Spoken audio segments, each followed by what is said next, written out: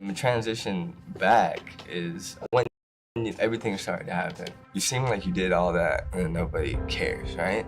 Nobody cared, you know what I mean? Like, I just wanted to kill myself, many times. Like, pulled out the gun and just put it to my head and talk about Camp Hope. This is the point right here, is where everything just changed, and I can't believe it. I look at myself in the mirror sometimes, like, geez, how did this happen, When we began PTSD Foundation of America, statistics were telling us 1 out of every 3 adult homeless persons were United States veterans. We lost 7,000 in combat in Iraq and Afghanistan. We're just now coming home, and we've already lost more than 4 times those who were killed in combat to suicide after coming home. When you come out and walk Camp Hope, you see vets walking all over the campus, going back and forth between classes, and what do? You see guys with smiles on their faces. And you go, wait a minute, Doug, you just told me these are the high-risk guys, right? Well, why are they smiling? Because of Camp Hope.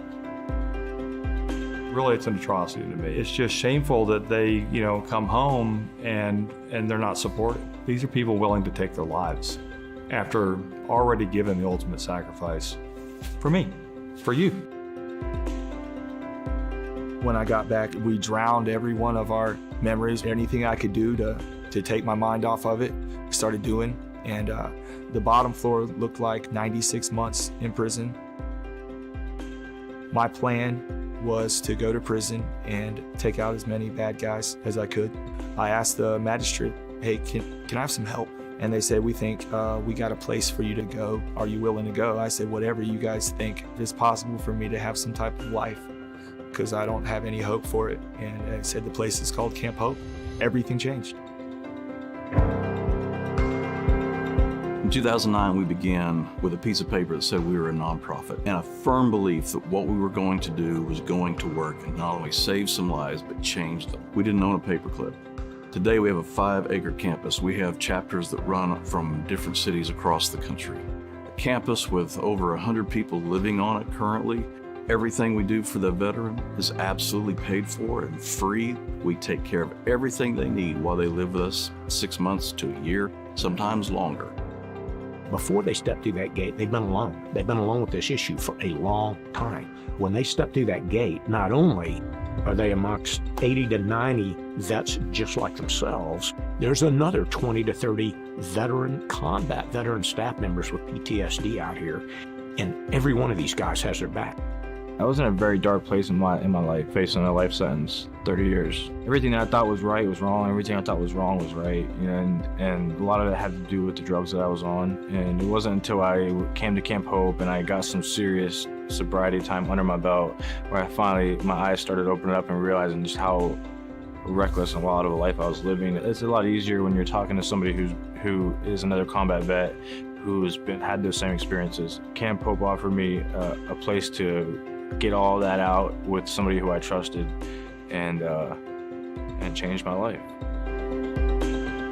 I was facing 16 charges, 6 felonies, and the truth of the matter was it was me and me alone. Being here at Camp Hope, day by day, moment by moment, I started to realize that I wasn't alone.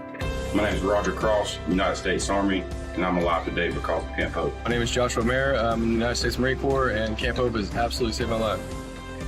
I'm an Army veteran, and Camp Hope saved my life. Camp Hope saved my life, man. If it wasn't for Camp Hope, I wouldn't be here. I was an Army National Guard combat medic for 8.5 years. I came to Camp Hope, and it saved my life. King of Scouts, United States Army. Camp Hope provided me with the tools to help me manage my PTSD and depression. This place is very, very special, very precious. I've watched Army Rangers, SF, snipers, every branch of service come here, and they find fellowship, the camaraderie, the brotherhood. We wouldn't give it up for nobody or nothing. Pick up your bags from under the bridges, because there is help here in Houston, Texas. The place is Camp Hope. Over 40% of the vets at Camp Hope come from out of state, and it's been that way since day one. The need is all over the country. This isn't like something that we think about, it'd be great if we grew this thing to this. This is a need today. Basically, we've got the widget. You know what we need? We need investment capital. How many corporations have the opportunity to list saving lives on their balance sheets? We'd be glad to give them that opportunity. Everything we're able to do here on this campus and in our chapters, all because of individuals and companies who understand what's going on in our veteran community needs to change.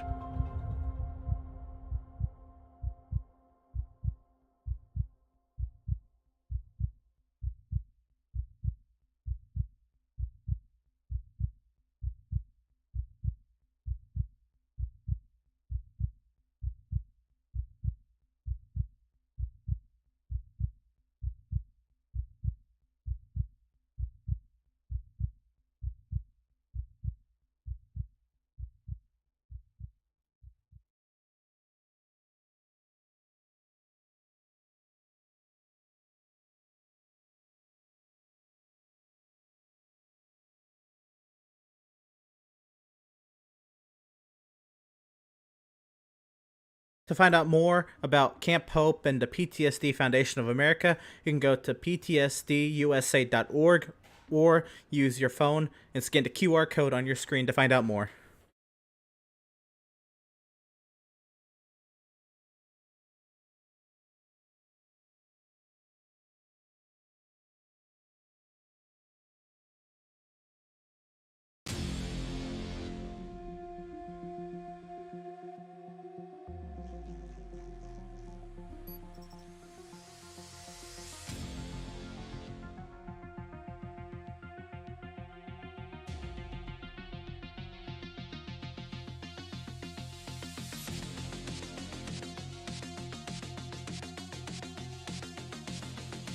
The prestigious Indianapolis Motor Speedway needs little intro.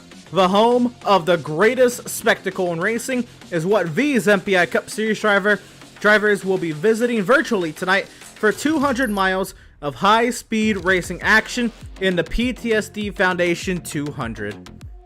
Hi, and welcome to PitStop TV and Virtual Speedway, Indiana.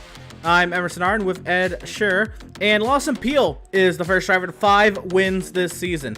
But Steven Stampian and Mario Miranda are close behind with 4, and as they vie for the top seed entering the playoffs, the cut line becomes ever closer and ever more important, with 4 drivers separated by just 16 points around it.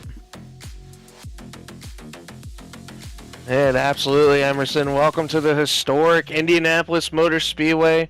We are such an historic event, always hosted to the Brickyard 400, now hosting to the famous Indianapolis Road Course. But today, these MPI Cup Series drivers take on the historic Indianapolis Motor Speedway Oval for 80 laps around this historic event. We're looking at some high bank speeds going to roughly around 200 miles an hour on this 2.51 mile track. Fastest time set here before was Brad Davies in a Gen 5 49.406. But recently the fastest times are around the 51s, so we're kind of slower around the pace a little bit. Well, I don't think we're going to see up to those kind of times tonight. But definitely going to see some speeds close enough to where we can reach that kind of time. As the draft is really key here on these straightaways, but these long bank corners are definitely tough and treacherous, Emerson. You're right. And yeah, they're banking about 9 degrees. So they're really flat. It takes a lot of finesse to kind of work your way through these corners. Gen 7 time, you're looking at a 51.083 around this bad boy. And yeah, that's what we're kind of thinking about seeing tonight. We're about a second and a half off that because we're in fixed setups tonight.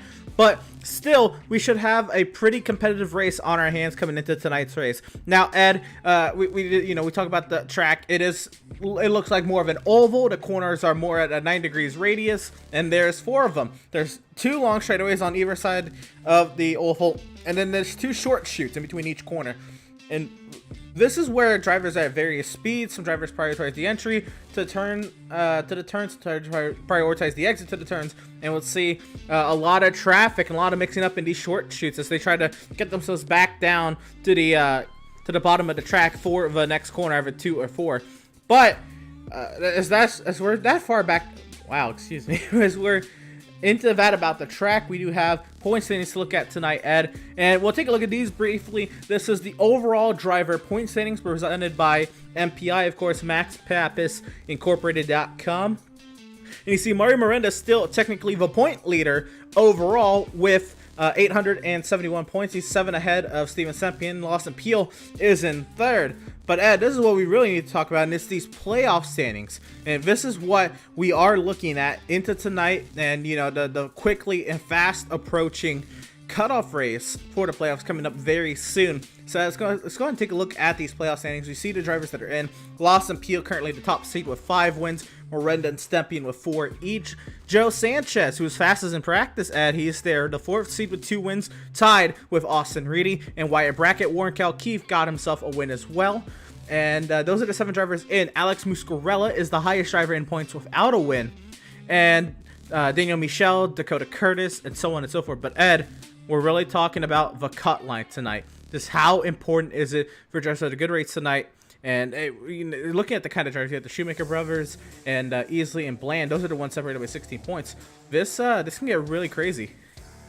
Yeah, I would honestly say it's a 5-way battle at this rate. Not even the 4. I would kind of include Garrett Brown into that mix a little bit too. You know, 20 points seems like a decent margin to be ahead of. But if you have at least 2 bad weeks, that can ruin your whole playoff chances right there. I mean, you got to hope for both the Shoemaker brothers to have great races, and you know, Kip Easley and Parker Bland to have fantastic races. But Garrett Brown, I feel like, has more pressure just to stay consistently finishing. 20 points, it's not a lot. I mean, it could be, you know, a comfort zone, but it's definitely not safe in my opinion. But that whole 4-way battle of being 16 points is absolutely insane. Those 4 drivers tonight, definitely gonna have to keep our eye on Emerson. I definitely like what I see out of the Shoemaker brothers in practice. Kip Easley and Parker Bland also bring fantastic speed to these types of tracks, so I'm excited to see what these guys bring tonight. It's intriguing, right? I think of the Shoemakers, those are the ones that are going to be trying like crazy strategies. We look at Kip Easley, somebody who's kind of always there at the end of these races. Parker Bland, he kind of just finds himself and sees where is best fit for his number 01 machine.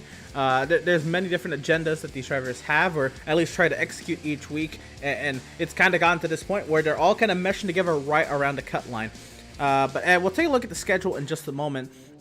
We do actually have team standings to go over as well, as these continue to kind of heat up and snowball throughout the season. Drinking Bros Racing has the Auto Tempest team standings lead, of course, presented by Auto Tempest. Podium Esports, they are about 135 points back at Drinking Bros. TOW Racing, or Tow Racing, 166 points back. Second Keith Motorsport, 171 back. They're only 5 back of TOW, so that should be an intriguing battle to watch. Prestige Worldwide Racing, Burt Rubber Media, they're quite the ways down the running order, even with Mario Miranda having some great weeks consistently. They're 208 points back of the team standings. Point leader Fast Banana Racing rounding out the chart. They're 212 points back. What do you kind of make of the team standings as we are getting down into the nitty-gritty of the season? I mean, for Drinking Bros, it kind of helps when you have some of the more consistent finishers in this series. I mean, you got Lawson Peel, who's won the most amount of races so far this season. Joe Sanchez, who's slowly but surely making his name known in this series. Steven Stempian, who's been consistently winning races on these short tracks and little intermediate tracks here and there. Brandon Banks, Cody Kinsey, Danny Michelle. I mean, all these drivers are so great. I mean, Podium Esports is going to have one heck of a battle to try to catch up to them, but I definitely like what I see out of Podium Esports so far. They have some great drivers along with Dakota Curtis, Joseph Mahar, and Ray Rogers, Zach Wilson. They're all great drivers and all, but it's going to take a lot to catch up to those Drinking Bros Racing guys. Certainly, and Ed, we are into qualifying here at the Indianapolis Motor Speedway. We will get into the schedule in just a moment. We do have to take a look and see the action that's out on the track. And I'm trying to catch up potentially with one of those drivers on the cut line. Well, I was looking for him. But let's get down to the track, and Justin Winters is a driver who just set a time. He just posted the 5th quickest time. We'll bring up the timing sheet, or the standings there on the left-hand side. And Justin Winters is somebody who's quickly becoming a driver that can consistently run in the top 10. They're trying to piece together some good runs here, and right now sat 6th on the timing sheet and still looking to improve. We're right on board with him. Yeah, right on board with Justin Winters here. going to be a lot of high speeds going into these corners, reaching about over 190, 185 miles an hour. But one thing I got to notice, Emerson, I've been watching a lot of these drivers in practice. A lot of these drivers were struggling with just exit speed currently. They're getting back to the throttle just a little too fast, and it's not helping them on exit, as Justin Winters looks like he's pulling down pit road. You know, it's not that bad of an idea to practice a pit entry. Why not, right? It's definitely going to be a key in tonight's race. Here we go, Ed, one of the drivers we were talking about in that bubble battle there. Garrett Brown is the third to last car inside the playoffs currently, and he's coming to start his first time lap here, Ed. How important is it for him to have a good starting spot tonight? Oh, it's very important, especially at this kind of track. I feel like we're going to be talking a lot about track position tonight, a lot about track position, and a lot about where you're going to be restarting on the outside or inside. I definitely prefer the inside here at this kind of track, where you want to be on the preferred line all the way around all four of these corners at this place. But the high side might have a little bit of help on exit. I'm not entirely sure how much yet, but we'll have to see during race time. But as we see, Garrett Brown coming down here in the long straightaway, like I said, reaching about over 190 miles an hour down this long back straightaway. Missing a little bit of the entry corner there. That might come back to hurt him on this lap a little bit. Let's see if he can clean up in turns 4, though. We'll be keeping our eyes on Garrett Brown. Actually, he's running turn 4, so we'll watch this run to the start-finish line. Coming up and right near that outside wall. Also, Austin Shoemaker has just put its time down, and Austin Shoemaker has gone 27 quickest. Garrett Brown, he will post the 21st quickest time. Catch up here with Joseph Mahar in the W Toyota Camry. Nice looking paint scheme for Mahar here. Good looking car, working his way through turn 4. Oh, getting a little tight there. And Ed, before we went on the air, that's something you were noticing, that these drivers are starting to struggle for grip on corner exit, and that they were starting to plow up towards that outside wall. Tell us more. Yeah, I don't know what it was. I might be the setup, but it also might have to do a little bit with the track, maybe how the temperature is rising or something like that. But it's just interesting to see how these drivers are struggling with further on exit grip. I mean, they're good in the center of the corner, I've noticed. The entry's okay. They just have to hit their entry marks right, but it's just they have to be careful getting back to the gas on the exit. Your exit speed's more important here than your entry. The more you beat the guy in entry, the less of an exit you're going to have, and that guy's always going to overpower you and win. But as we saw with Mahar, he just washed it straight up the track, so he just did not get as low enough as he had to help the car rotate into the center to drive it off on exit. As you see there, he drives it off a little bit more better on exit right there as he's coming down the pit road exit. Everyone's testing pit road speed. I like this though, Emerson, because this is probably one of the more trickier pit exits that we have. It's very long, a very long pit exit. And we're talking coming all the way out on the exit of turn 2, right on that back straightaway.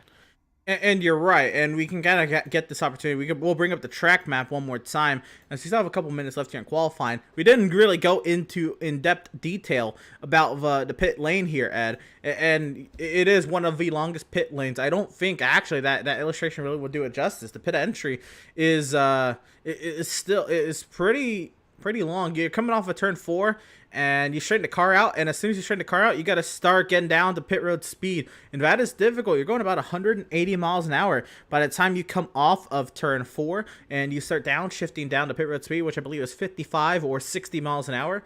That's no easy task. It is in a straight line, and it is off the corner, similar to Pocono. But still, to come from race speed just like that, it runs, of course, parallel to the front straightaway. And then that pit exit lane, Ed, there is access lanes all the way around the inside of all 4 corners here at the Indianapolis Motor Speedway, Ed. But you only need to use the ones in turns 1 and 2. Actually, you are required to use the ones in turns 1 and 2 on pit exit during green flag and yellow flag pit stops. Turns 3 and 4, those are more of a precautionary and safety access lanes down there. If you need to get out of the way, and you know, if you need to park, there's access lanes down in 3 and 4 for you to do so.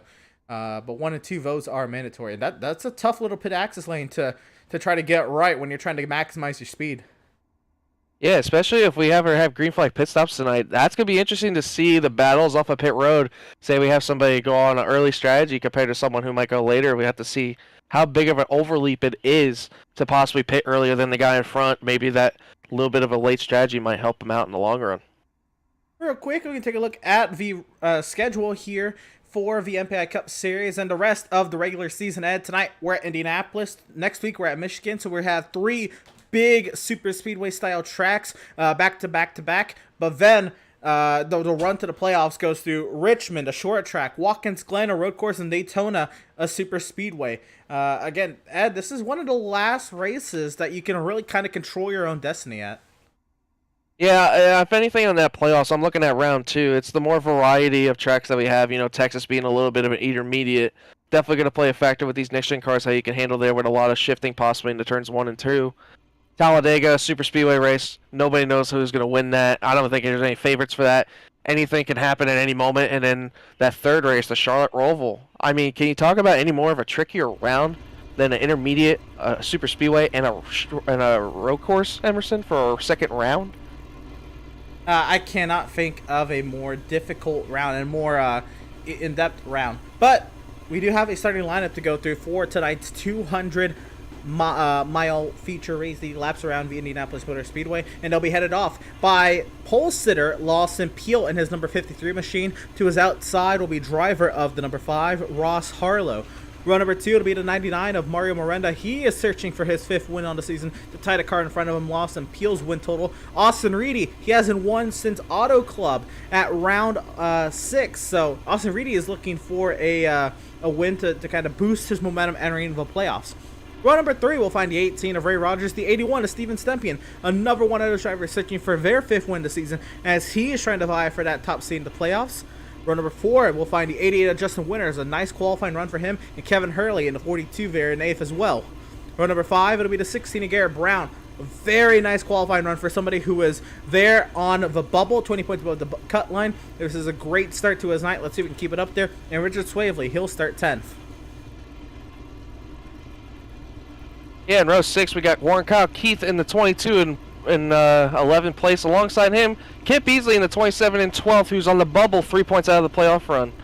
Row 7, Judd Danielson in the 85. Alongside him, Joe Sanchez in the 55. Row number 8, one of the bubble drivers, Austin Shoemaker, looking for a redemption to try to get himself into the playoffs a little bit more ahead of Kip Beasley. Alongside him, Wyatt Brackett in the 10. Row number 9, Justin Erb in the 24, another one of those bubble drivers that we have to keep our eye on possibly, along with Brandon Banks in the 54. In row 10, Logan Sturgeon in the 26, alongside him, the 51 is Zach Wilson. And the field will start rolling off the front straightaway grid, but 21st it'll be the 9 car of Bill Schoonover. The 3 car of James Kunkel will start 22nd.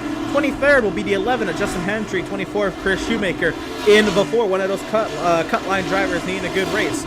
Chris Progar in the 17 will start 25th. Joseph Mahar will start 16th in the number 19 machine.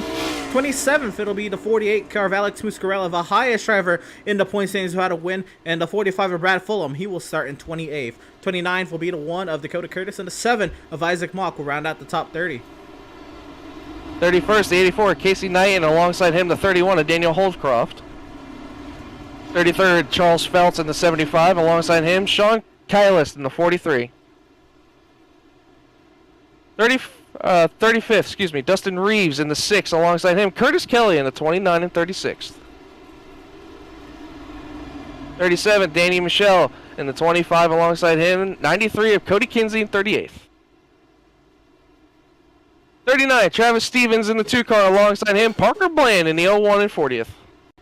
And that should round out our 40 car grid for tonight's race. And Ed, looks like they have added a pace lap to the start procedure of tonight's race, so we do have the opportunity to kind of take a look at the weather and the race rundown for today. Of course, the weather, it's a very hot day here in virtual Indianapolis, Indiana. It's 127 degrees. The track temp, the air temp, 84.5 degrees. The wind's very calm, only 2 miles an hour out of the north, but it's that high track temp that those Goodyear Eagles will not be very happy about.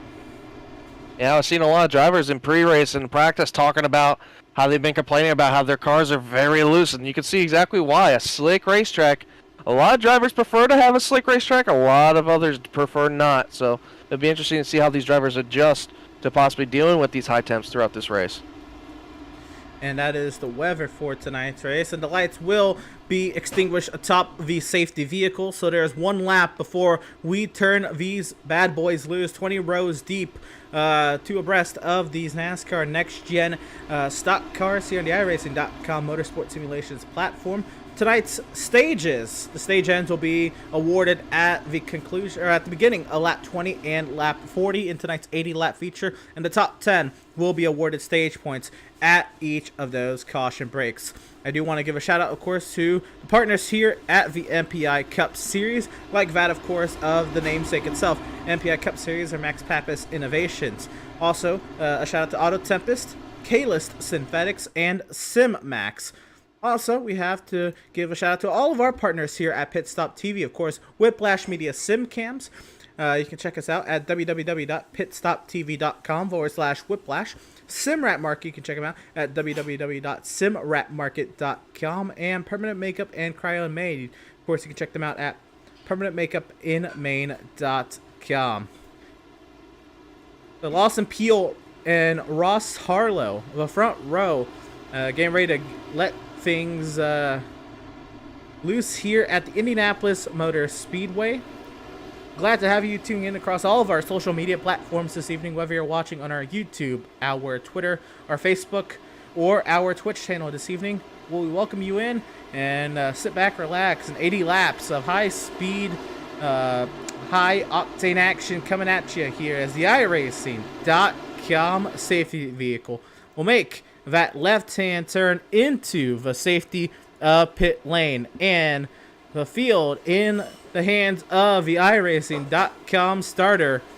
We are racing from Indianapolis.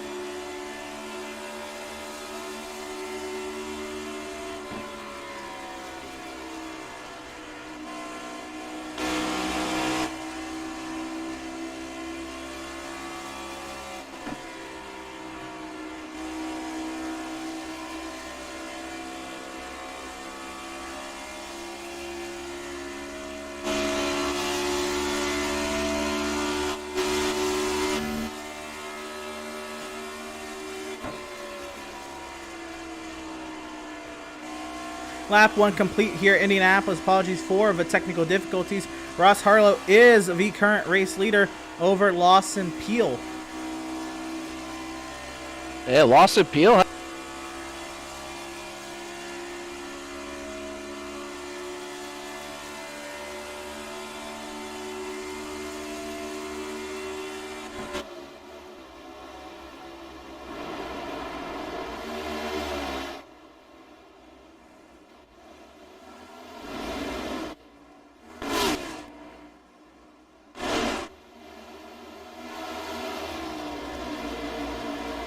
Down in front straight with the complete lap number 2. Ross Harlow leads a long train of cars. Everybody very much in control. Everybody kind of file in line, and they're kind of sitting in and waiting for the long call here in Indianapolis. You're watching right there Austin Reedy, who's moved up to third, looking to try to make his move on Lawson Peel. And Mario Miranda backed up his entry a little bit to try to get the run on Austin Reedy. He's going to look to the inside of Austin Reedy going down the back straight right now, trying to break all the sides after he can right now from the 96, but it looks like the 96 got a better run on the exit, so Austin Reedy will stay content in P3. Mario Miranda falling in line in P4.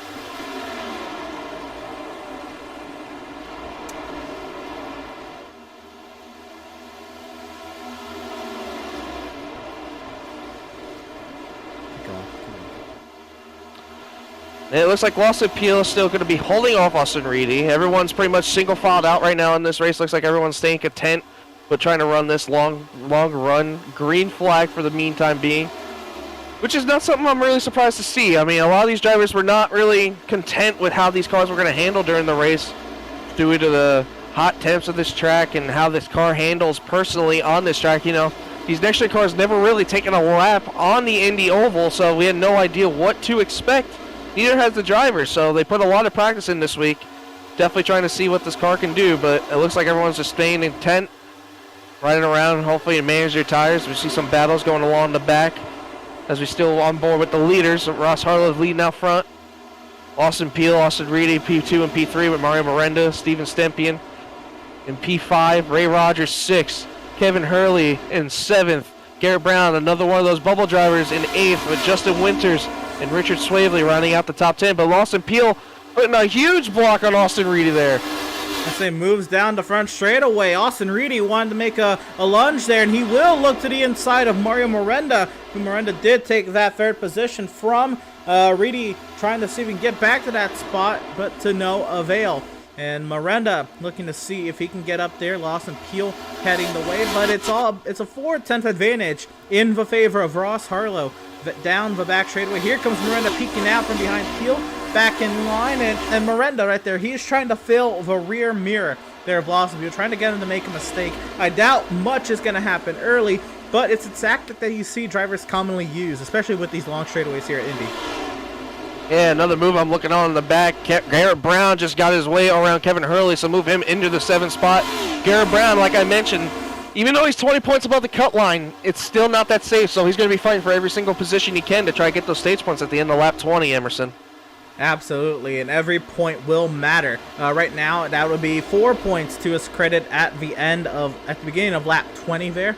And he is in this train. He's very much alive and able to get more points should the opportunities be opened to him. A little bit of a battle going on back here. That is Brandon Banks, who has fallen back to the 21st position behind James Kunkel. And further up the road, Joe Sanchez, the front runner in practice. He's currently working his way up the running order with Wyatt Brackett in tow. And this is right now Joe Sanchez in that 11th position.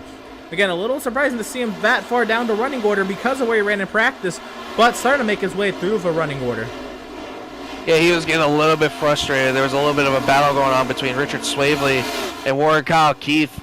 Warren Kyle Keith and Richard Swavely were side by side for a couple laps. That's why you see the margin of the gap pretty far off from where Justin Winters is right now. Justin Winters in the last car on that lead pack, so that's why you see the separation so far.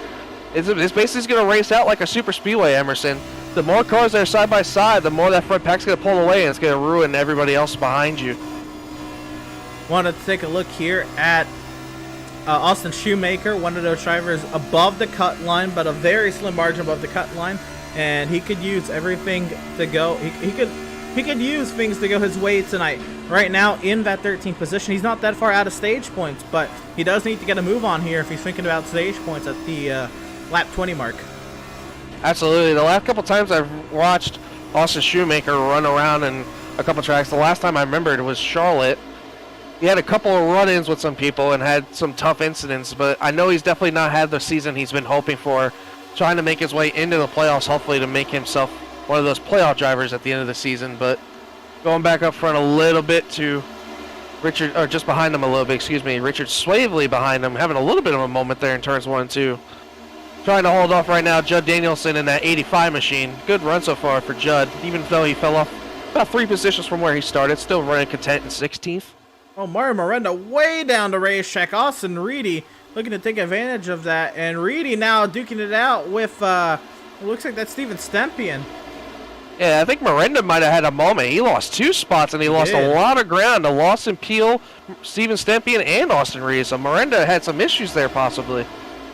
Potentially out of turn 4. Now all 3 of these guys are packed up right on top of one another. Reedy now getting pushed by Mario Miranda as Miranda wants to get out in front of Stempian, but Stempian keeps his nose in there. Stempian trying to side draft him back on the straightaway, but it looks like Miranda's going to have the power on the exit to be able to clear the 81 of Steven Stempian. I'm definitely looking for a good day out of this 99 machine, Emerson. A lot of the times we've been watching this 99, he has really great long run speed, but this is going to be one of those tracks where that long run is going to definitely be beneficial, I feel like. Absolutely. Because of how long the straights are, you have really almost heavy braking zones at the end of these straights to get into these corners. And car maneuverability, the car being nimble, the car being able to react to a steering input will be valued over the course of the long run. As usually, you know, the car's ability to corner is valued, but ever more so here with 4 distinct corners. You are turning. You put in a lot of load in that right front tire. Right front tire 4 times in the lap. Yeah, I'm going to be starting to look around between here and lap 15 for these drivers to start having some handling issues. I've already seen it. A couple of drivers already having some handling issues on exit. I saw Kevin Hurley a while ago have some trouble on the exit of turn 4, but I'm still keeping my eye on that 16 of Garrett Brown. He needs one of those good races to go his way as they're starting to reel this pack in now with Warren Kyle Keith and Joe Sanchez. Joe Sanchez was the fastest car in practice. That's another guy we got to keep our eye on today, Emerson. Well, I looked at Garrett Brown because, well, remember, he was 10th, but he is now outside of stage points right now. And, again, it's not time to sound the alarm in that 16 camp, but certainly more stage points would not hurt for Garrett Brown. And the fact that he just lost them that early, and caution is out on the speedway. Logan Sturgeon involved in an incident. There is there is some damaged suspension pieces on that 26 machine. Yeah, my guess here is might be a handling issue. Maybe had some contact with that outside wall, possibly. We are going to go try to find this. Oh my goodness, this may be a bigger incident than what we think. So, this is the 26 Logan Sturgeon. This actually happens ahead of him. There's that silver car that exits on the right of your screen, right in front of him. Chris Progar leaves nowhere to go. Yeah, the 17 of Chris Progar leaves him nowhere to go. Absolutely wallops the 26 of Logan Sturgeon. Huh. That's... I thought that whole time it might have been a handling issue with the 26, but it just looked like it was just something that just wasn't in his hand. I want to see. This is looking at the 17 of Chris Progar, and let's see what happened to Progar. Off the corner, he just got loose. Yeah, right there. He overstepped it. Tried to slightest save bit it. of extra gas. And that slight bit of extra gas, man. I'm telling you, that little bit of extra, when you think you can be able to get back into the gas, it just takes that rear end around. And that absolutely destroyed the left front tire, and that is Logan Sturgeon's competitive evening effectively over. So early here, lap 11. For an incident to claim one of the drivers in this race. And I was calling it, Emerson. I said, watch around lap 10 to lap 15 to possibly see some handling issues. You know, I saw a couple drivers getting a little loose, a little bit squirrely, but right there, that's 17. You're right. Which then begs the question. I believe there's limits on tire sets. So you can't just pit all willy-nilly for tires. But with the issues coming into play, you know, who have been the drivers taking care of their stuff, and who's been more or less the drivers that might be in trouble here if they need to stay out here and save tires. I know looks like one driver coming off the pit access lane there. Cannot make out who exactly that is. I believe it's 93 Cody Kinsey's coming off the pit access lane. I believe Daniel Michel is coming off behind him as well. Cody Kinsey coming off pit road. Dakota Curtis is also on the pit lane. He's staying there for some extensive repairs or another reason to keep him on the pit lane. So at least 3 drivers early on in the pit lane taking service here. And Ed, I'm going to give you...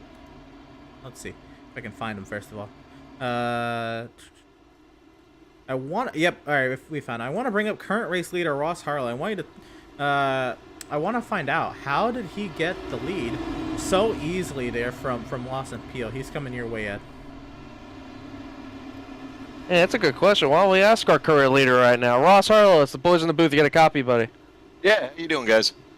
Doing great, Ross. So we want to ask you a question here, man.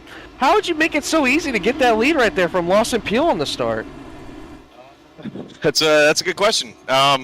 I guess I was just willing to commit to the throttle a little more than he was there in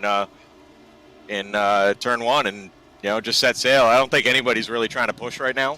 Hot as the track is, it's really easy to tear up that right rear, get a little too hot. As it is, we'll see how the thing feels on this restart with the heat cycle. Yeah, you mentioned these hot temperatures making it a really slick racetrack for some of you guys, but We've been seeing a lot of handling issues all throughout the day. We saw it in practice. We're seeing it a little bit here in races. Does that concern you at all, possibly, to manage your stuff here a little bit differently? No, it's that's kind of Indy for you. You got to take care of your stuff anyways. This place is just horrendous on tires as it is. It's a really fun track, but it clean air is a must-have, and even then you got to be smart with it. You really can't attack the way you would in clean air at other tracks. It's a lot of fun, but just a little extra thinking to it. Well, definitely looks like a lot of fun, Ross. We wish you the best of luck, man. Hopefully we'll be talking to you soon, and good luck on this upcoming restart. Yes, sir. Appreciate it. And that was the 5 of Ross Harlow. Again, he is the current leader, and Ed, he's elected that outside lane for this restart. Oh, yeah, absolutely. If you got him the first time doing it, why don't you not try it again? Second time's a charm, you know? But I've been noticing, too, you remember how Miranda got around Steven Stempien? That outside lane prevailed him on the exit.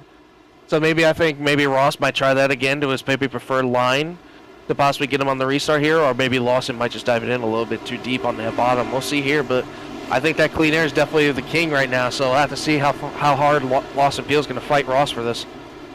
I'm not entirely sure. I don't know Lawson as somebody who's going to absolutely dive the corner to get that lead, but who knows? Maybe the opportunity will present itself as the iRacing.com safety vehicle heads into the safety of pit lane in the field, in the cans of Ross Harlow. We're racing from Indianapolis.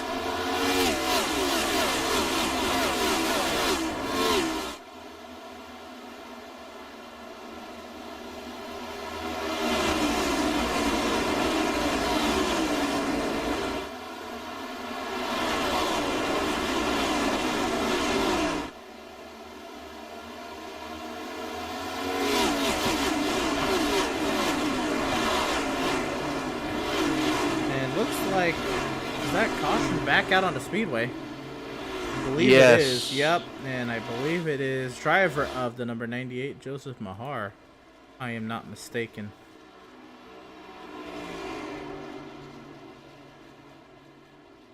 Yeah, that car does not look happy. Oh.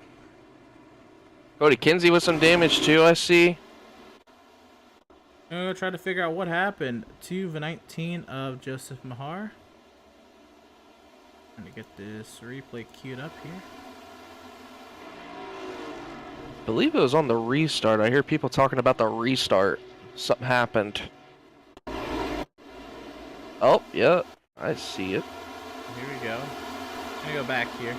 And yeah, it was on the restart. He was around back here. Also, looks like the 93 of McKenzie in trouble as well. Yeah. So from what I can see, it looks like, I believe that is the 11 of Justin Hendry. You're right, yes. Has some issues on the restart. It gets ran over from behind by, I can't make that out, the 3 car of James Kunkel. And then it just stacks up from there on that whole inside line. Well, we should be able to see it right here.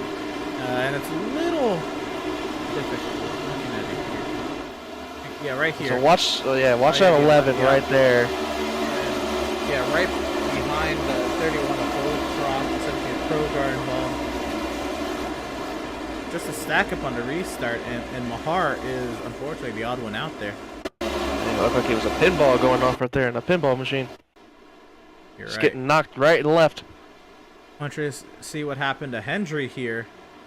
And this is kind of what happens with these long front straightaways that the accordion effect is very much a thing, and he just really didn't go. Kunkel got into the back of the 11, Holdcroft got into the back of the 19, and Mahar came back to like the Kinsey and Krogar in this incident. I wonder if he maybe had a gearing issue. Maybe he couldn't get it up into gear. Intriguing. You know, these sequential shifters, they're very difficult to shift up into gear, especially when you have certain settings play to your favorite, you know? Because, like, you know me, I use the auto blimp, so you have to blimp off the gas a little bit to get into gear. And sometimes when you let off the gas and try to shift it, it doesn't automatically shift it right away. You might have to let off more and more to get it into gear. Yeah, you might be onto something there. Maybe onto something there. Working lap 16 of 80, and it'll be intriguing to see if this ends up being the stage or not. I don't see anything. I was trying to see if there was anything being said about this being the potential stage end, but I think we are gonna try to seek this one out depending on when the restart is. I think they're gonna try to get lined up here and go for maybe like a 2 to 3 lap shootout. Yeah, I believe the field is coming to the 2 to green because everybody looks doubled up. We'll see here. I believe pit lane would be open this time. So we're gonna see. I guess if the leader's pit, well, pit lane is closed. This is intriguing. Are we going for a pit lane closed kind of stage restart here because we're gonna get another caution? And lights are off on the pace car. Lights are off, so we will be getting a restart. And Ed, that will give us 2 laps before the stage end. Oh, this should be exciting. Oh yeah. So now the question is, will Lawson Peel make it harder into turn 1 to try to get Ross Harlow, since the stage one is effectively up for grabs and it's only going to be 2 laps that you are racing? Is 2 laps too long to risk this early, or two laps too much to risk this early in the 200-mile race? We got to see what these drivers think. You're watching that. I'm watching the 16 of Garrett Brown possibly to try to get up there and get some stage points. He's in P12 right now, starting on that outside line, right on the preferred line where you want to be on these restarts. I'm looking at him. I don't believe either of the Shoemaker brothers are in position to get points for this stage. Parker Bland is currently not in the race, so that definitely doesn't help him that much either. Ooh. So Parker Bland trying to get maybe just the start and park points and see if there's anything he can do over the course of the next 4 weeks. Yeah, so from the looks of it, it looks like Garrett Brown's going to be mainly the one that we have to wash to possibly get some stage points here on this restart. We shall see. We will have the running order up on the left-hand side as the field works its way through turn 4, and we then await the iRacing.com safety vehicle to leave the racing surface via that left-hand turn down into the safety of pit lane. And there it is, the field in the hands of the 5 of Ross Harlow. And waiting. Green flag is back in the air. Racing in Indianapolis, 2 laps to the stage.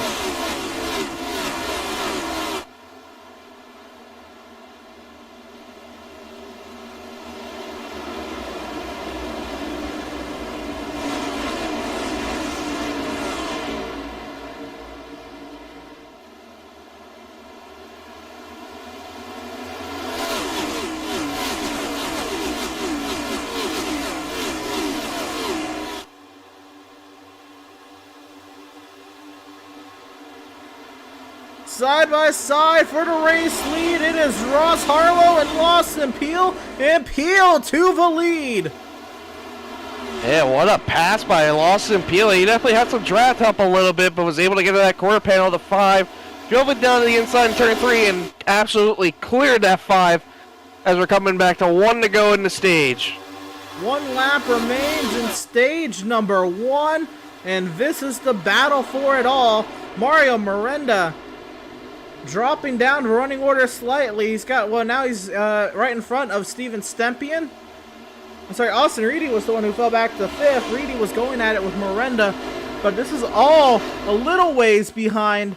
Oh, we got a car going around that might be 42 Kevin Hurley. Keith. No, yeah, you're right. Warren Cal Keith went around. He collects it. He falls out of stage points. That puts How about Garrett Brown? Yeah, he's into position now. He's there in 10th. Can he hold on?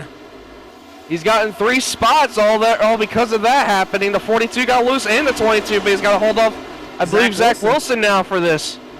They'll be battling to the line, but all that happens behind the 53 of Lawson Peel. And the run to the line, 3 wide for 3rd. I believe that was Miranda. Then, we have a caution on the speedway. That's the stage yellow. Oh, yeah, that's the stage yellow. Oh, that was exciting. I thought somebody wrecked on the stage. I was like, oh boy. And I believe that was Miranda that got that at the end. Yeah, you should be able to tell what the top 10 were there. And from what I've got right now, I got Miranda 3rd, Steven Stempian 4th, Austin Reedy 5th, Ray Rogers 6th, Justin Winters 7th, Wyatt Brackett 8th, Joe Sanchez 9th, and Garrett Brown 10th. All of that behind the 53 who overtook the 5 of Ross Harlow in a wild turn of events for that stage victory. And again, Lawson Peel winning stage 1 already atop the point standings here, Ed. That's going to help out a little bit more. Another playoff point to his total. Absolutely. I mean, he definitely, I think he wants to add another win sticker to that car, though. I mean, 6 wins does have a nice little ring to it. Any number more than what you got currently's got a nice little ring to it, doesn't it? So the field will now catch the safety vehicle. And Ed, with the flurry of cautions we've gotten so far, is tires necessarily needed at this point of the race, considering we have now ran almost half of the first stage under caution, with 7 laps under caution? Honestly, here, I would say yes. Just going off of the fact of how this track temperature has been recently. Right now, currently, I'm reading it at 132 degrees. Steadily been climbing back up a little bit from where it was in practice. The highest I read it in practice was 134. So, depending on how abusive these guys on their right rear tires are, like we talked to Ross Harlow, he's worried about conserving that right rear tire. If I'm Lawson Peel, I'm coming to get 4 fresh Goodyears right now. If I'm the rest of the field, I'm definitely coming to get 4 fresh Goodyears. If I'm the people that pitted on that last caution, I might debate staying out. Well, we're going to find out right now as Lawson Peel leads the entire train of cars down. And we now await to see the pit service down the long, drudgingly long pit lane here in Indianapolis. One of the longest here in the NASCAR schedule, and you're going 55, but it doesn't really do too much to kind of counteract that. Looks like Alex Muscarella and Dakota Curtis will stay out. Austin Shoemaker, Chris Shoemaker, again, 2 drivers who need some playoff points. And those are all people that pitted on that last caution too, like I mentioned. Those people that pitted on that caution. Oh yeah, you're right. Muscarella has pitted. Yeah, all those guys that pitted on that caution, they definitely can use the track position. I really think this track position might help them here. So Lawson Peel wins the race off pit road, but he comes off the pit lane in 9th. And looking to bring Lawson Peel on up. We will go ahead and bring in the 53 of Lawson Peel. And Lawson, congratulations on the stage victory. Very nice battle there to take it away from Ross Harlow. How did you do it? Yeah, I was definitely taking it real easy those first, I think it was about 13 laps or so. You really have to, or you'll just burn the right rear right off this thing. So had some tires left there and knew we were going to only have 2 laps to the stage. So just tried to, knew we were going to be changing tires. So just tried to burn them while I had them there. And was able to get it. The inside is a little precarious. You can get pinched down there and get in a bad aero situation and get loose. So I was a little nervous about that. I'll have to watch that going forward. Certainly, and Lawson, you started on the pole for the race, and then Ross was able to take it around the outside. Is that kind of what led to that? Was not really knowing what the grip was down there? Yeah, he can, the car on the outside can definitely stay down on the car on the inside and take some air off the spoiler and get that car loose. And obviously first corner, first lap, can't push it, can't risk giving it too much throttle and spinning in front of the field. I've done that before here at Indy on a restart lap, so don't want to do that. Fair enough. Well, Lawson, you are now restarting, looks like it'll be 8th. 8th, looks like. Happy to be on the top here. You do have cars who have pitted on the most recent caution. What is the game plan as you try to set yourself up for the long haul here? Yeah, certainly try to survive these first couple of laps. haven't been back like this, so aero is going to be a factor, and yeah, just those first 1 or 2 laps are important to just kind of get settled in. I think we'll single out here pretty quick, and then go to work, see what we can do. Well, Lawson, congratulations on the stage victory. And you'll be restarting here outside row 4, so best of luck to you. And hopefully we'll talk to you a little later on. Yeah, hope to talk to you guys later. Thank you. Driver of the number 53 and stage winner, Lawson Peel there. And again, he won the stage. He won the race off pit road, Ed. But he is not the leader. That is the 48 of Alex Muscarella, the highest driver in points without a race victory. What are you thinking in this spot here, Ed? I love it.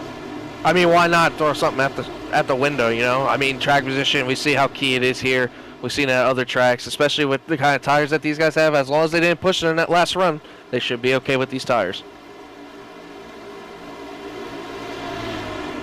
So VIRacing.com safety vehicle finds its safety down in the pit lane. The field in the hands of Alex Muscarella, and we are green from Indy.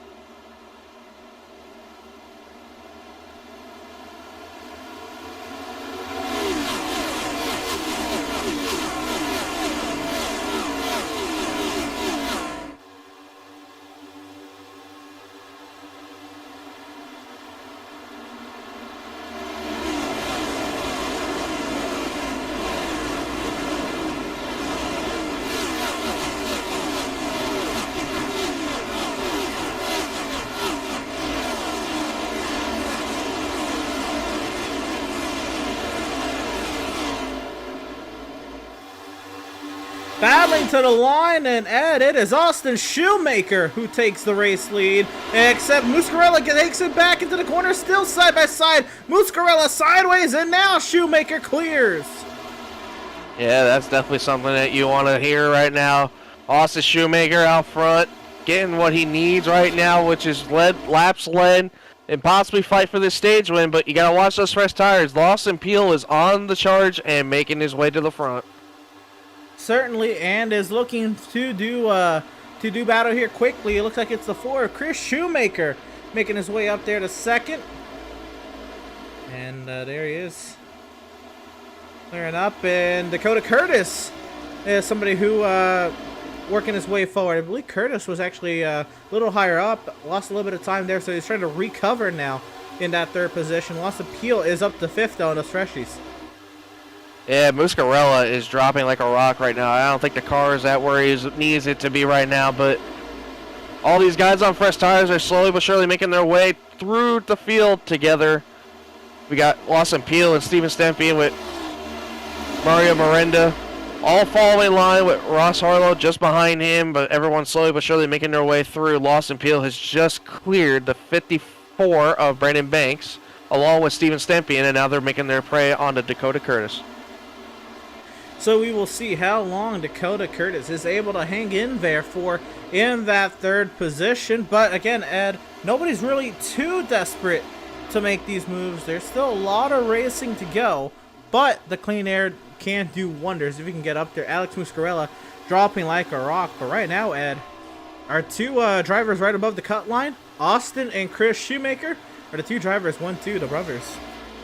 Yeah, if I'm both of the brothers, I just hope this goes green the whole way, and I just want to pull off as much time as I possibly can. I want to get as much of a gap between myself and those fresh tires, aka Lawson Peel, as much as I can right now. Right now, it's about around 1.5 to 1.6 seconds.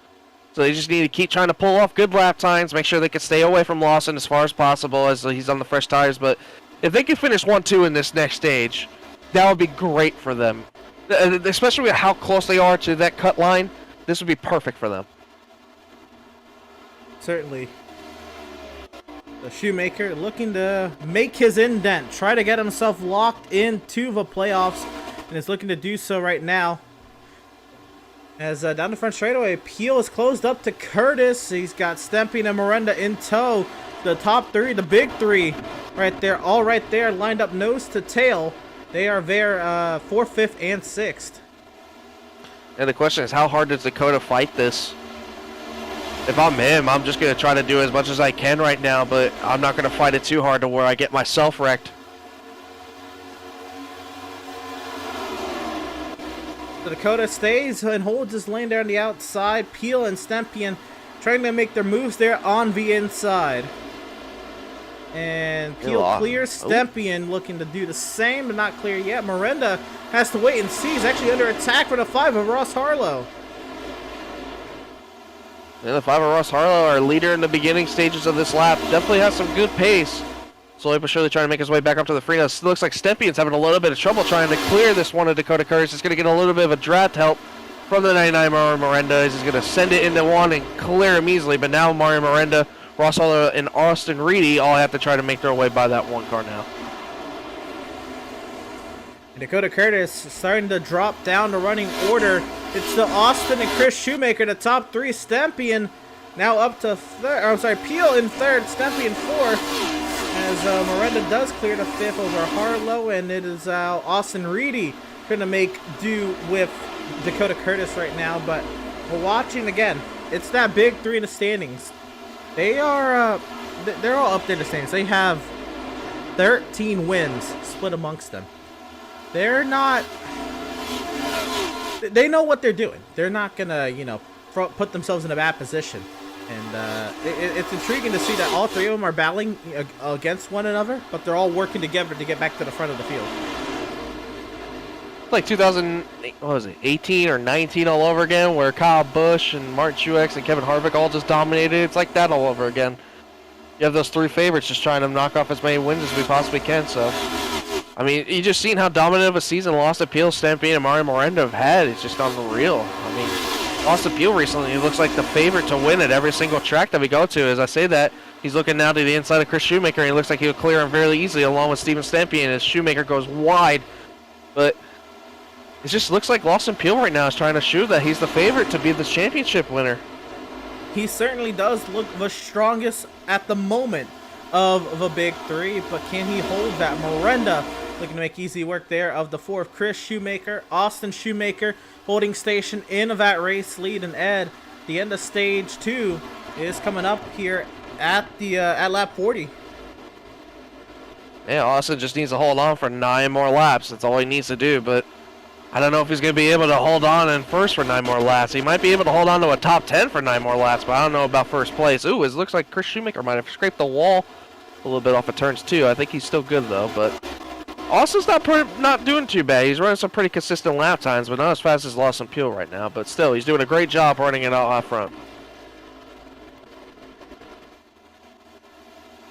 So Austin Shoemaker leads Lawson Peel, Steven Stempian, Mario Miranda, and Ross Harlow. And now Shoemaker starting to feel the pressure, starting to snake down the front straightaway. Yeah, Stempian and Lawson Peel working together using the draft. I've been seeing Stempian on the back end of Lawson Peel in the last couple straightaways, so I think they're definitely working together to try to get up to this leader right now and try to get first and second possibly for each other.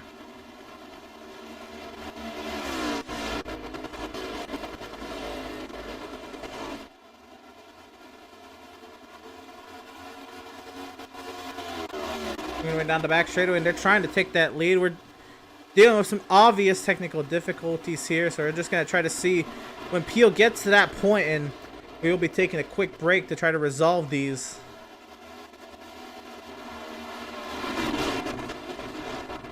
But it looks like Peel is waiting for that opportunity. He's trying to set it up for when he gets there on the exit. It looks like now he's going to try to make the move. Yep, here we go. Goes to the inside of Shoemaker right now for the lead. Moment in the back with Ray Rogers, and Lawson Peel does take the lead, and his teammate Steven Stempian looks to follow suit. We're gonna go ahead and step aside.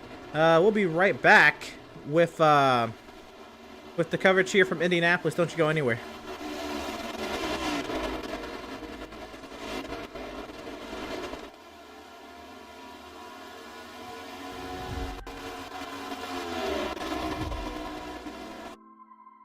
Hi everyone, I'm Max Pappas, founder of MPI. Let me introduce you to a line that we developed in MPI that is really dear to me. The MPI Sim Max. Obviously, Sim Max, the guy here. The reason of birth of Sim Max is the fact that nowadays I believe that sim racing and virtual racing is exactly the platform to start. I consider sim racing and virtual racing very similar to the experience I had in go-kart.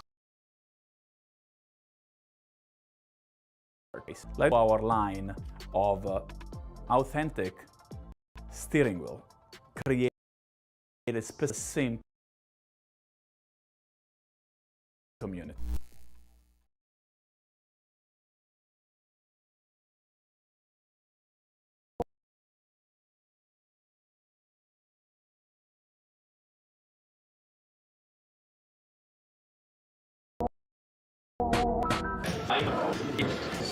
The steering wheel, it's a very unique thing. It's shaped on the hand of Scott Dixon. Yeah. This grip has 27% more grip feel than suede. Scott in the race is gonna make less effort when he drives. When you're in the car, it's like lifting, it's like having 40-pound dumbbell like this, maybe more in the car. For how long? 3.5 hours. You know, average heart rate in the car, never below 150. Never below 150. You need to be a real athlete to drive. Yeah. They exercise every day. So this is my creation. Amazing. And we did.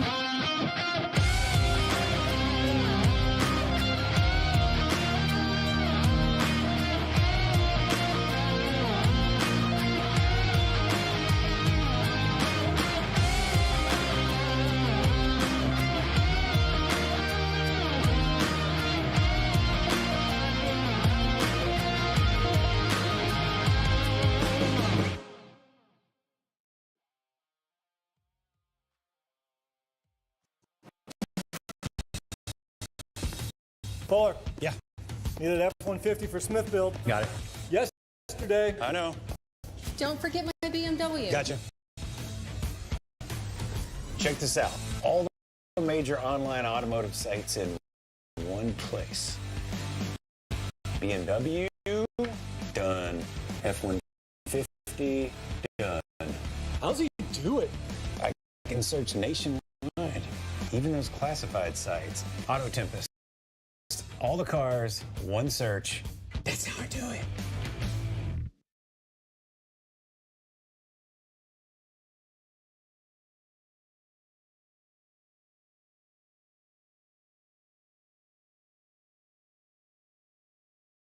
Welcome back to Indianapolis Motor Speedway. Currently Lost Appeal leading it at Indianapolis, going into turns 2 right now.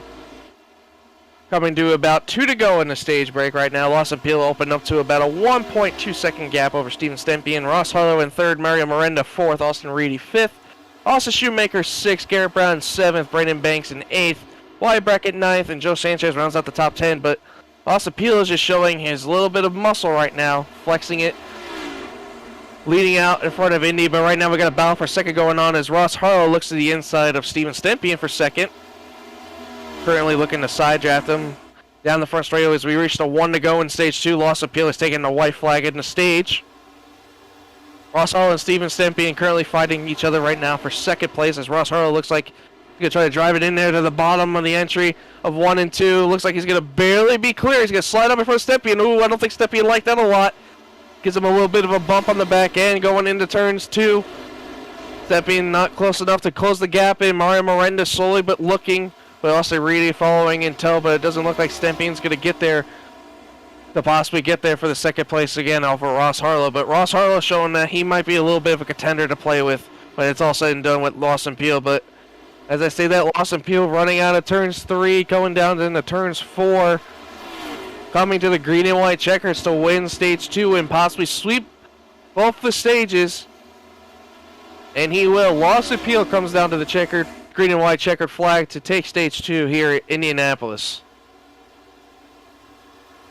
Steven Stempien in 3rd, Ross Harlow 2nd, Mario Miranda 4th, Austin Reedy 5th.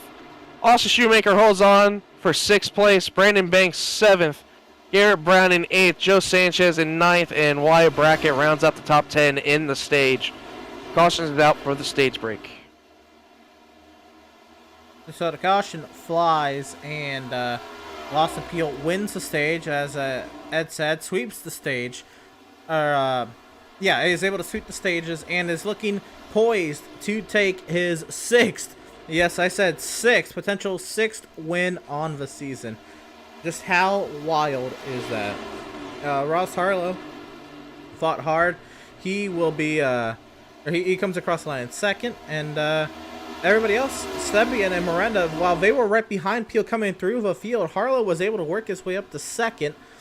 Reedy was mired back in that pack. That's 5th for him. Austin Shoemaker, wow, he was on the older tires he only falls to 6th. So that is some great stage points for the 14 car. Yeah, absolutely. Great stage points for that 14 car. Definitely needed them to stay contended into this playoff hunt as we're getting closer and closer to the playoffs. But not a bad idea to stay out on those old tires and contend for some stage points, but I don't think he'll try to do it again. But it looks like at this time, everyone might be coming down for 4 fresh Goodyears.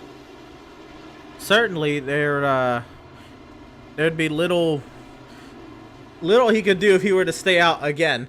But he has put himself in a prime position here to pit with the leaders, pit in 6th.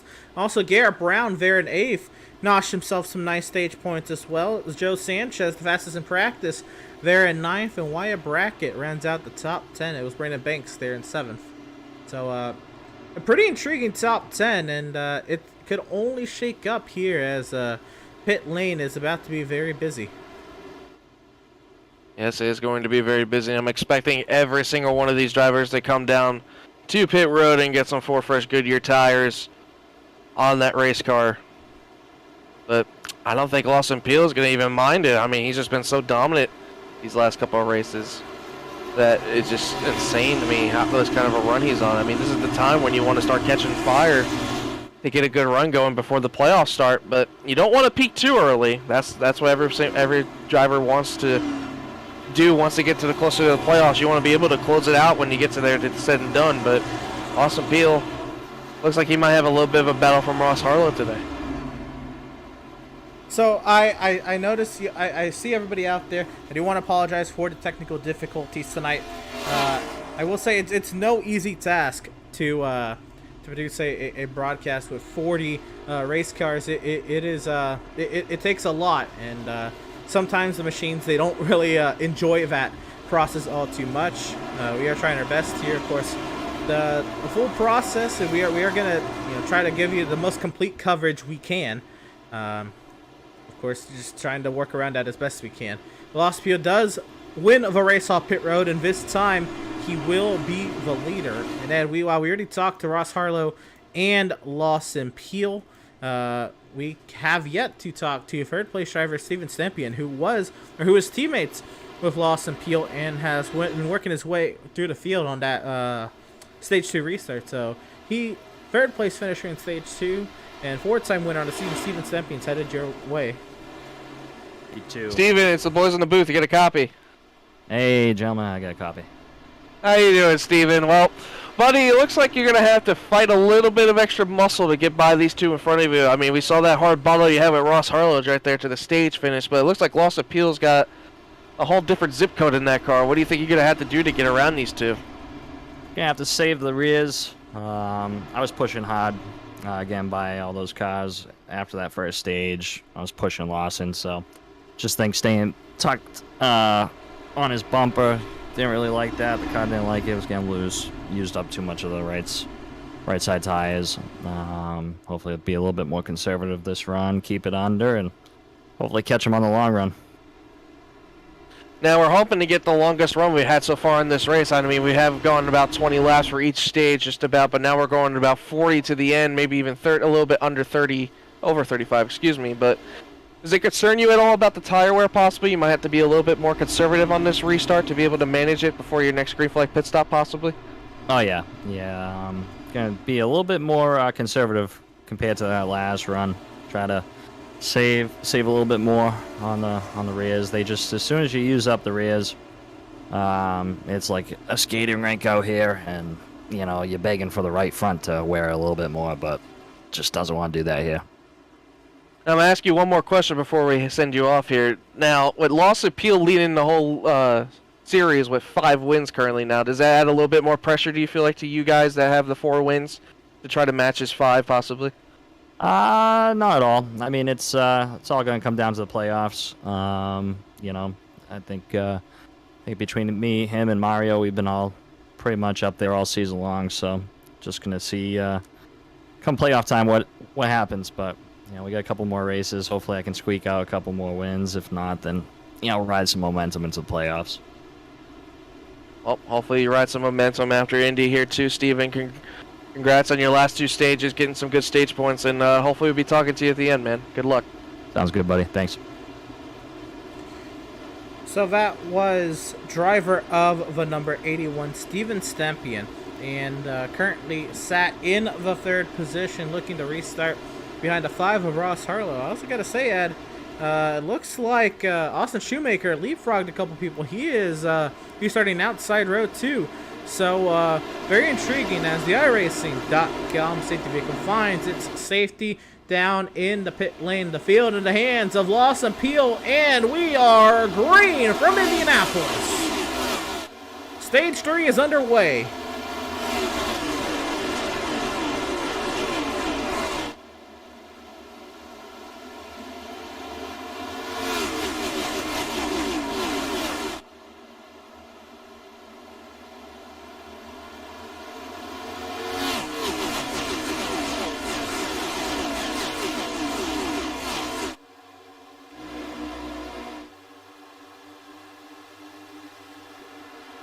The Lawson Peel has cleared out to the lead. Harlow, Shoemaker up to 3rd from Stempian. Stempian trying to fight back. Miranda, Banks, Brown, Wilson, Keefe, and Hurley find our way back to the action back here. And Richard Swavely, actually just right behind Richard Swavely, Justin Winters, who qualified 7th. Had a great qualifying, so I find himself back in 15th. Everybody's kind of working themselves out back here. Daniel Michel trying to get clear. Austin Reedy, something amiss on the 96's pit stop. He fell all the way back here, but he's back to 18th and is looking to see if he can improve upon that spot. Yeah, I forgot to mention it, Emerson. He missed his box twice. He had to back up into his box twice. So it lost him all that track position all the way from the top 5 all the way now back to 19th. Behind Indy Michelle. So definitely a lot of ground to make up for that 96 machine to get back up to that front.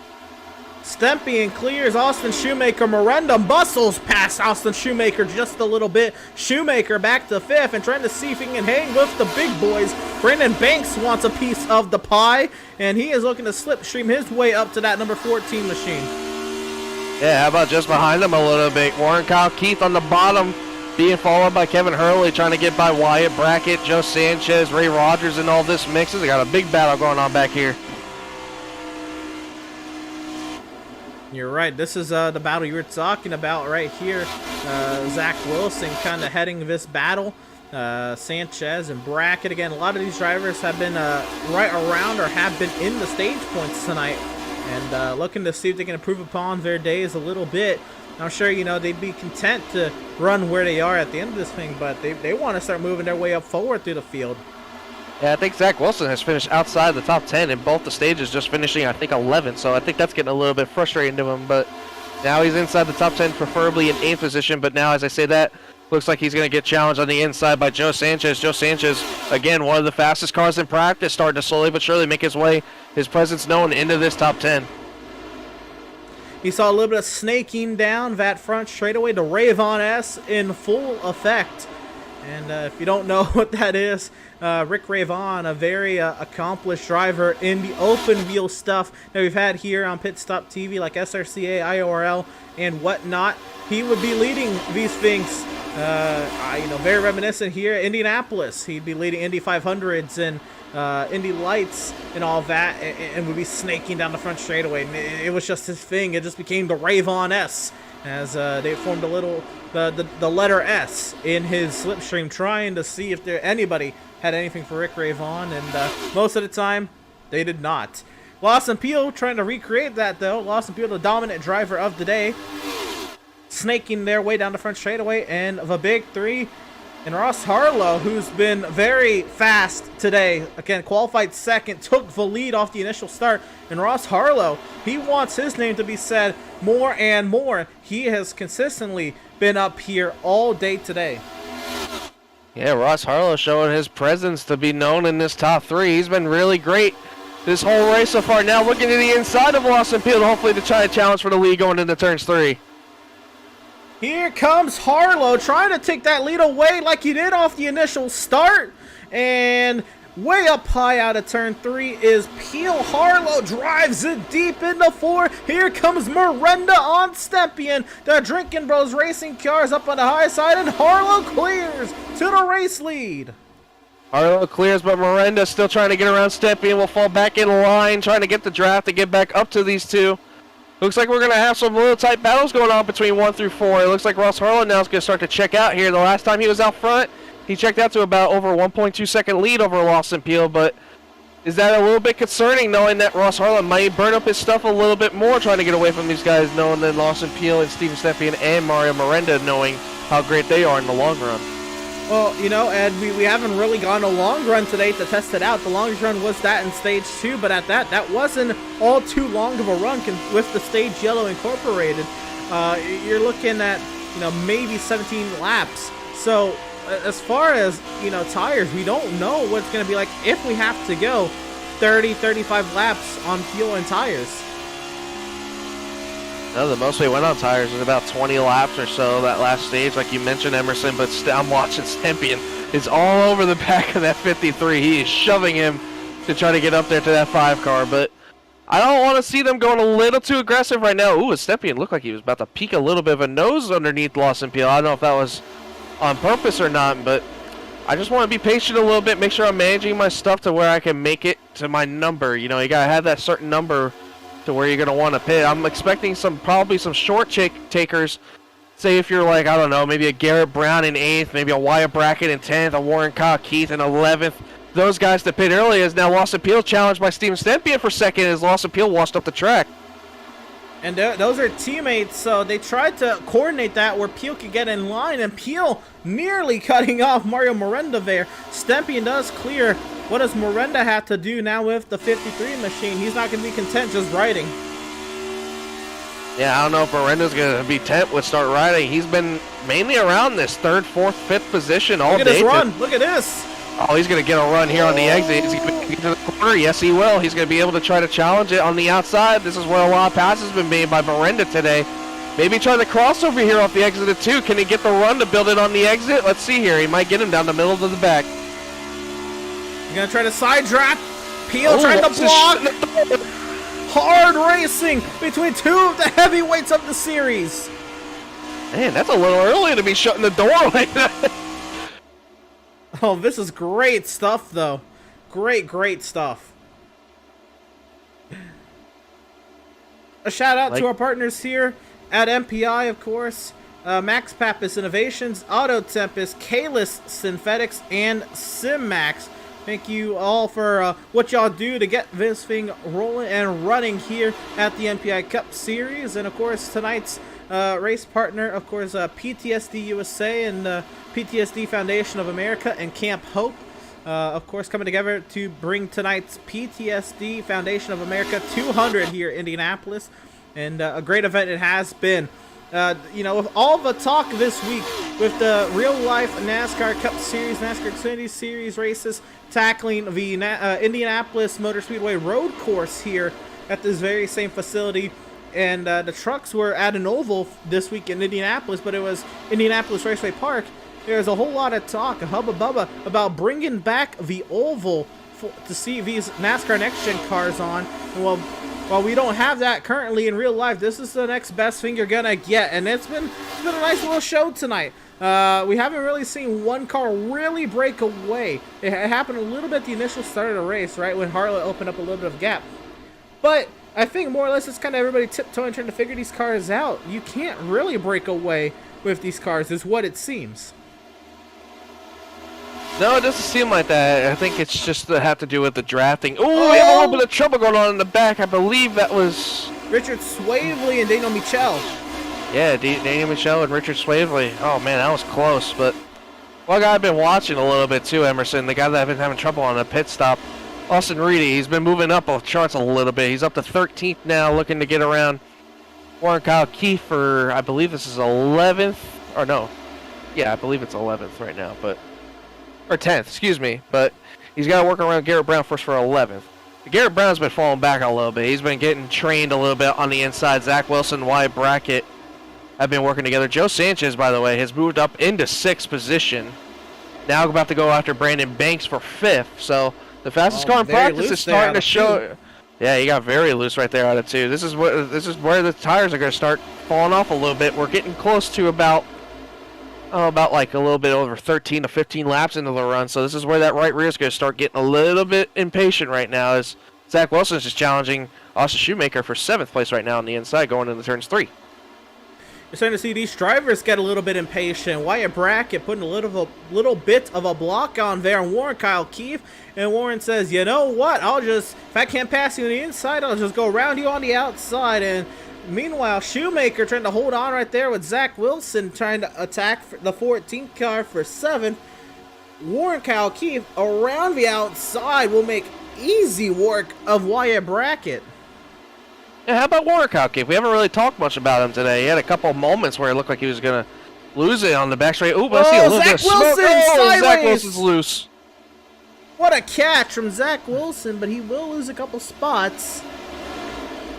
And this is where that right rear is going to start playing games right now. This is where the tires are going to start getting worn. You're going to see the kind of drivers that have been pushing when more drivers conservative. But a lot of these drivers, I'm not surprised to see trying to move up to the field. These are all drivers that we've been talking about that have been inside the top 10, maybe a little bit outside the top 10. So they're trying to make up, I believe, a little bit more track position so that when they do have green flag pit stops, they might be able to pull a kind of strategy to maybe gain some more spots. Certainly, right now, Austin Shoemaker kind of heading this train. He's being pushed down the front straightaway by Joe Sanchez, and now that's Warren Kyle Keefe trying to pull out to pass, and has the inside line entering 1. Wyatt Brackett looks to follow suit as well. Yeah, Wyatt Brackett, another one of those drivers that's having a quiet, nice run today. Great job for him. Wyatt Brackett looks like he's going to be able to clear the 14 of Austin Shoemaker right here. But it looks like Austin's struggling a little bit on corner exit. He ain't be able to challenge anything for position right now, as now Zach Wilson and Austin Reedy are going to try to get around him. Zach Wilson had that little bit of a moment now trying to recover back to his positions in the top 10. But Austin Reedy once again starting to make his way through this field, Emerson. I'm wondering if he's starting to get a little bit impatient. Maybe he's trying to push some tires a little bit to where he can gain as much track position back. It'll be intriguing. Reedy up to 11th, just outside the top 10. I'm sorry, into the top 10 now as he passes Shoemaker.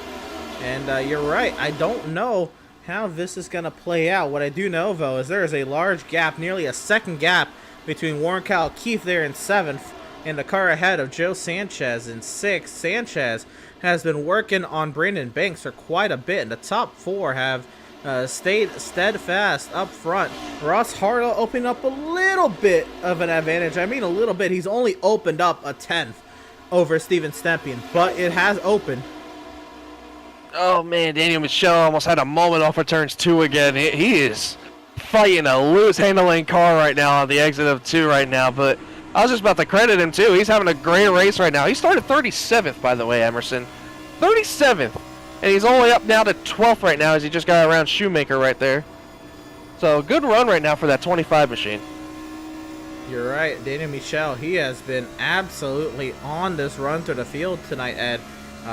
Very, very impressive that he is currently 11th. He has the top 10 in his sights.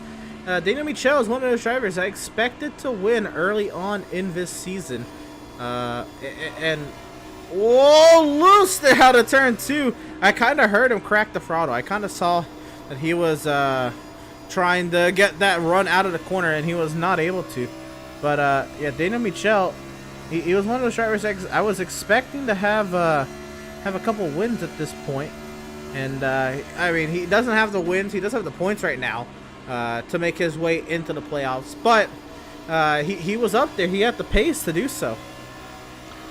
Yeah, he definitely has some pace. I definitely remember seeing him at Gateway have a couple of good runs in Charlotte.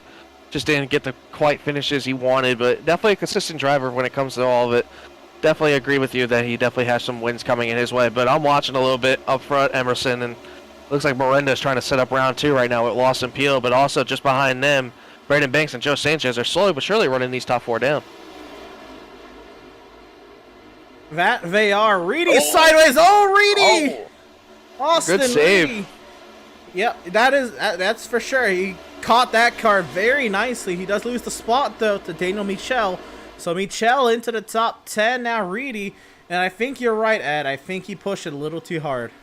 Yeah, I personally know Austin Reedy on a friend basis, but I know him as a driver as well. I've done a couple races with Reedy. I've done a couple of endurance races with Reedy. When it comes to having mistakes that Reedy had just before with the pit stop, when he has something like that happen, he wants to get back up to where he belongs as fast as possible. And now that's my biggest concern with him is we see Mario Miranda challenging Lawson Peel for 3rd. Yep. Just Reedy needs to be a bit more patient. He just needs to take his time through traffic and just make the runs that he needs to. And I've been watching Miranda here. He's been doing this a little bit of an arc in multiple corners. He's done it in 1 here and he's done it in 3. I don't know if he's maybe trying to set up maybe a little bit of a crossover move on Lawson Peel, or if it's just maybe preferably trying to get air to the nose of the car. But he's been doing it a lot recently, but I'm definitely intrigued to see what he's going to do. It looks like Ross Harlow is getting under fire right now from Stempy. It looks like Stempy might challenge to the outside right now for the lead. And I was going to say, Ross Harlow, his advantage at the front of the field has evaporated. Oh, Stempy! A big wiggle from V81, but it's a big wiggle to the inside of the 5. And he's got his Drinking Bros Racing teammate Lawson Peel right behind. They're going to try to push down the front straightaway. Stempy trying to take the lead. He'll lead at the line. Peel pushing, trying to get through. And Stempy clears. It's getting tight. Oh, baby. I think they did touch right there. I think they did. By a slim margin, but they did touch. But, Ed, all this is wrong. There was some contact. Sideways, Miranda! Miranda's going around! Oh, no, Mario Miranda. No caution so far. He's off the racing surface. Oh, now the caution's out. Caution's out on the speedway. Caution comes out. Mario Miranda spins, battling from 3rd. And we were getting to that point, Ed, in the run. Very late. Oh, my goodness. Let's look, about 18 laps on tires there. Yeah, I think that was just Miranda trying to give it his all to get there.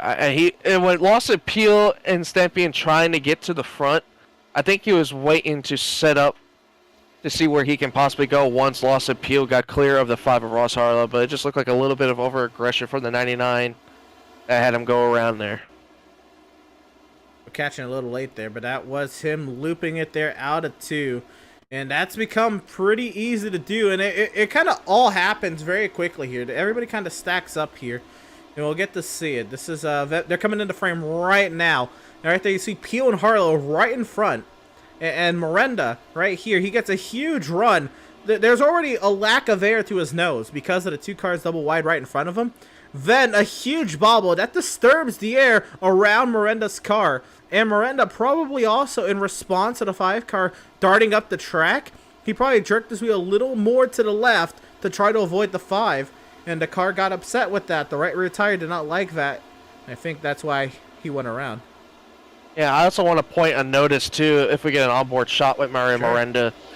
When he gets back to the throttle off of 2, I think he tried to overpower it just a little bit more in the gas to try to make sure he could stay underneath to where he was inside of the 5's door. So watch him right off of here. You're going to see Lawson Peel try to get to the inside of the 5 and get clear of the 5 going into turns 2. So we're going to get the onboard. Right, you're trying to get that queued up for you. Right here we go, into 1. Yeah. So watch, Lawson Peel right here. It's tight into 1 and 2. Mario Miranda notices it. He's like, okay, I'm going to try to build a run off of 2 and see which lane prevails. Lawson Peel sends it right here into turns 2, and he'll be close to clearing him. But right there when Ross goes off of exit, I think Miranda was trying to get to the throttle to make sure he can get to that inside of the 5. And when he did that, the rears just weren't happy about it and just sent him around. It's intense up there. Battling for the race lead with the heavyweights of the season. Miranda himself has been very dominant this season. The point leader overall, the drivers, regular season point standings. Mario Miranda was leading coming into today's race. It's been tough. Very, very difficult circumstances. But luckily for Mario, no damage. He will get away relatively well. He'll lose all those positions, unfortunately. But he will be able to continue on, no problem. Yeah, and the big beneficiary out of that, in my opinion, is the 96 of Austin Reedy. We've seen him starting to struggle a little bit more and more once he got up to that field, but now he got all that track position back, and now he gets a fresh set of sticker tires again to possibly go back at it again. But we're definitely going to have to watch Mario Miranda like we did Austin Reedy trying to go back through this field. I think Miranda definitely has it in him, and that little bit of fire in him to try to get back up there and challenge for that top 4. He definitely knows he has a car to compete for this win, but it's going to be a little bit tricky and if the car's playing in his favor to try to get up there and contend for that win once again. So don't you go anywhere. We're going to step aside real quick. We're actually going to go side by side here at PitStop TV, and we'll be right back for the restart.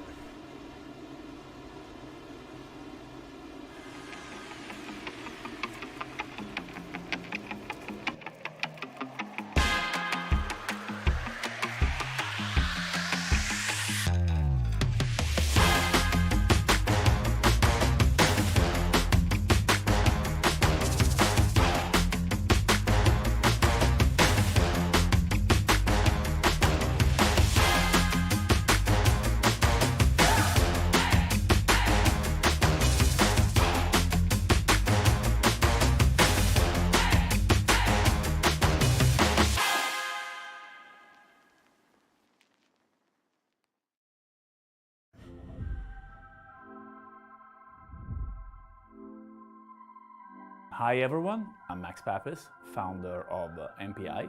Let me introduce you to a line that we developed in MPI that is really dear to me, the MPI SimMax. Obviously, SimMax, the guy here. The reason of birth of SimMax is the fact that nowadays I believe that sim racing and virtual racing is exactly the platform to start. I consider sim racing and virtual racing very similar to the experience I had in go-kart when I started in my racing. And let me introduce you to our line of authentic steering wheel created specifically for the sim community. What I'm really proud is that I own MPI, the steering wheel company, and I'm building the steering wheel. This is my creation. This is yours? Yes. This looks sexy. The steering wheel, it's a very unique thing. It's shaped on the hand of Scott Dixon. His hand. Yeah. This grip has 27% more grip feel than suede. Welcome, race fans, back to Indianapolis Motor Speedway. Lawson Peel, Ross Harlow, front row, and we are racing from Indianapolis. 16 laps to go.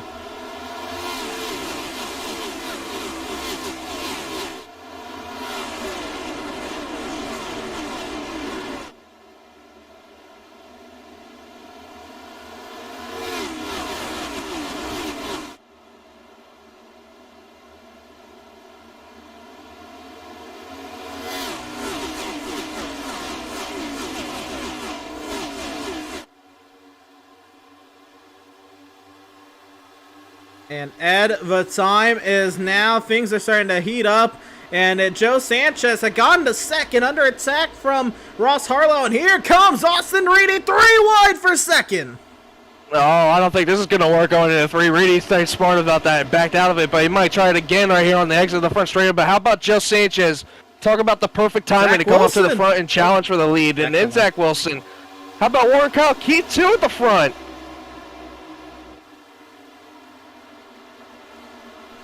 Warren Kyle Keith dives it off to the inside of Steven Stempien. Joe Sanchez heads the field, and Peel is driving away. He's opened up 0.8 of a second and gaining on the rest of the field. Here comes Reedy on Harlow. That was close for Reedy. He about got to the quarter panel of the 5 and almost turned him right there, but Reedy's going to have the run going down the back straightaway. Harlow has the draft help from the 55, but Reedy's going to power it in there into turns 3. Try to clear the 5, but the 5 says, no, you're not taking this very too easy from me. 5 fights back on the outside, but they're going to stay even going into turns 4. Harlow with the preferred line going into turns 4, down the front straightaway with the draft help. Caution on the speedway, though. On the speedway, and Justin Hendry is around in turn 4. Oh, that's the second time we called his name today for a wreck. Yeah, and Justin Hendry, yeah, you're right, was involved in that restart incident early on, right actually after the first caution. So trying to figure out what happened here to Hendry. We're going to find out here. Might get a little late. No, we caught it here in 3 wide, off and the Judd 3 does not help. Was not clear. Yeah, it looked like Hendry kind of moved down a little bit, too. Yeah, we'll get another view of it. But my initial look at it was Danielson kind of came. But let's take a look at it from up above. Yeah, 3 wide at this place is never prevail here, never, in my opinion. But let's see, 85 gets a good run off of turns 3. Oh, yeah, they kind of met. I think you're right. They kind of met.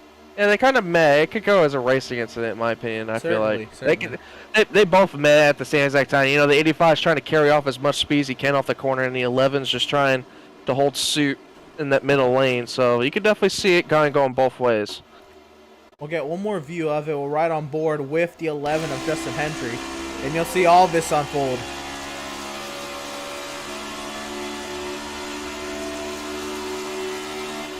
Let's see, on board with the 11 going into turns 3. Washes up the track just a little bit. Everyone's starting to overpower around him, and 85 just...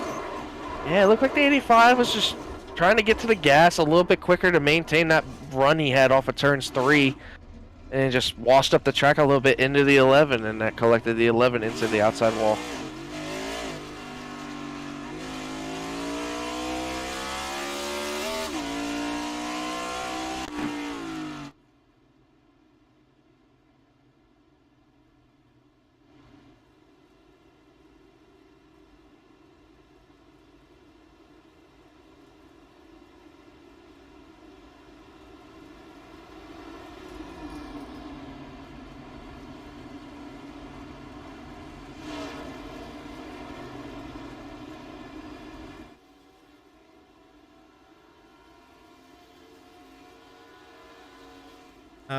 You were fastest in practice, now in second position. Talk about the challenges of today's race and how you got up here. Well, I messed up qualifying really bad. I should have probably started in the top 5 or 6 cars, but I've had some issues on pit road and sliding through my box, and basically any ground I made up under green I had to regain, so I feel like I've passed a million cars tonight, but definitely handles a little bit different out in cleaner air than in traffic. But Lawson's gonna be tough to beat here. He's been on a roll lately, so if I can get around him, I'm gonna earn it. So hopefully we can pull away here on the restart, and we can, you know, battle it out here in these last, I don't know, 11 laps or so. Very much so. You have, again, the very fast Lawson Peel, your teammate right ahead of you. You have a very aggressive Austin Reedy right behind. Ross Harlow led early. Very, very competitive field. How do you feel you stack up here? Do you feel you have you have the tires, you have the the speed to stay up here and contend these final 10 or so laps? I think so. A lot of these guys have a lot of short run speed, which is what we're going to really kind of need here. But basically just try to keep this spot on the restart and then go on attack mode and try not to play too much defense here. If I can be on the attack and not have to worry about the guys in behind me, then I think I have a decent shot here. Well, Joe Sanchez, the pace setter in practice, driver who started 14th today and has been steadily working his way through the field. Joe, you'll be restarting inside front row alongside your teammate Lawson Peel. Best luck to you, driver. Hopefully we're talking to you in a few moments. Thanks, guys. And that driver of the number 55, Joe Sanchez. And again, I was expecting a lot from him today, and then I was a little confused or a little concerned about, you know, how he ended up in qualifying starting 14th. He has since erased those doubts. He is up here ready to fight it out with his Shrinking Bros Racing teammate Lawson Peel, and starting second looks to be now he's on that inside line, which we've heard a lot of negativity about, but we'll see what he's able to do with his teammate here in the one. Yeah, I wouldn't be surprised if our winner comes from these first two rows, Emerson, to be honest with you. All four of these cars right here in this front row have been really great all day today. Especially Joe Sanchez now showing up to the party now, especially with all the issues with up front that we have with Miranda and all. But coming back to the green flag, I'm excited to see what happens going into turns 1. Here we go. The field in the hands of Lawson Peel. The front row, all Drinking Bros Racing. And green flag is back in the air, racing once again from Indianapolis.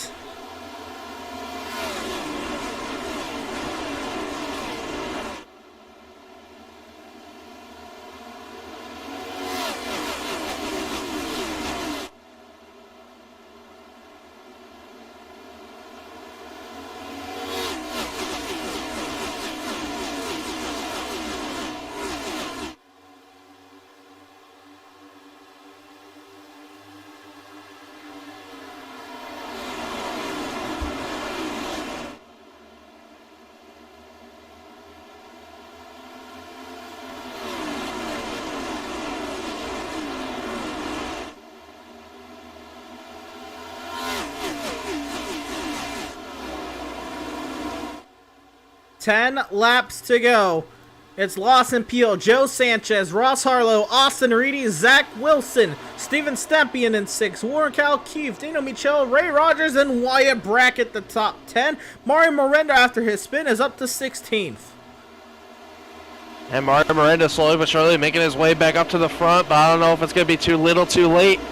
Ross Harlow got close to the wall there, but it looks like Lawson Peel's going to be messing around with the draft a little bit. Reedy's starting to fall off a little bit to Ross Harlow's draft a little bit, now getting under fire from Zach Wilson, who we haven't really talked much about up today. Zach Wilson was kind of the outside sitter who's been waiting outside the top 10 in both stages, now showing up when it needs to be in the top 5. But Joe Sanchez is slowly but surely making his way closer and closer to Lawson Peel, Emerson. You're right. Big bubble there for the 51 of Sanchez. Now under attack from Zach Wilson. And a huge block down to the inside of the racetrack was Warren Keefe and Dino Michel. And Lawson Peel goes purple.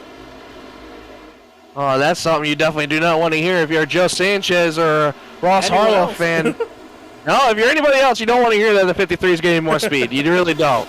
But I mean, are you really surprised, to be honest? This 53, when he's out front, he just knows how to dictate the race.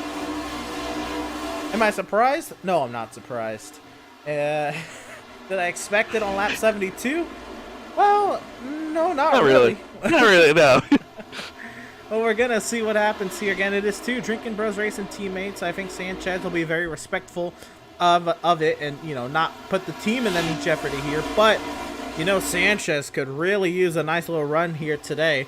Right now running in second in the points. Sanchez, my apologies, he has 2 wins on it, so he's looking for his third. So he's trying to improve his seating in the playoffs, and Sanchez would like a third win to his name. Oh, yeah, and plus that helps you more dictating going into the playoffs. So, I mean, that seating means everything. From the 55. I think he's trying to push as hard as he can right now to get back up there, but like I said, the seating means everything, and now Ross Harlow goes to the inside with Austin Reedy trying to follow. He couldn't make up his mind. Now he goes back to the outside. Reedy's waiting to see which lane prevails between these two, but it looks like right now Reedy's going to maintain, staying up top. Ross Harlow left all alone by himself on the bottom. Ross Harlow joins it in really deep into the bottom. Is he going to make it stick off the exit? It looks like Reedy's going to try to help Sanchez on the top. Harlow's left alone with no draft, but it looks like Lost Appeal's trying to dictate both lanes to make sure they stay side by side between each other, but it looks like Reedy's going to push Joe Sanchez to the front. Well, really, Peel doesn't want to dictate any lanes. He doesn't want any lanes. He actually went all the way down to the bottom where neither of them were running. But you're right, Sanchez stays out in front. Reedy up to third. Well, out in front of the rest of the field is Lawson Peel.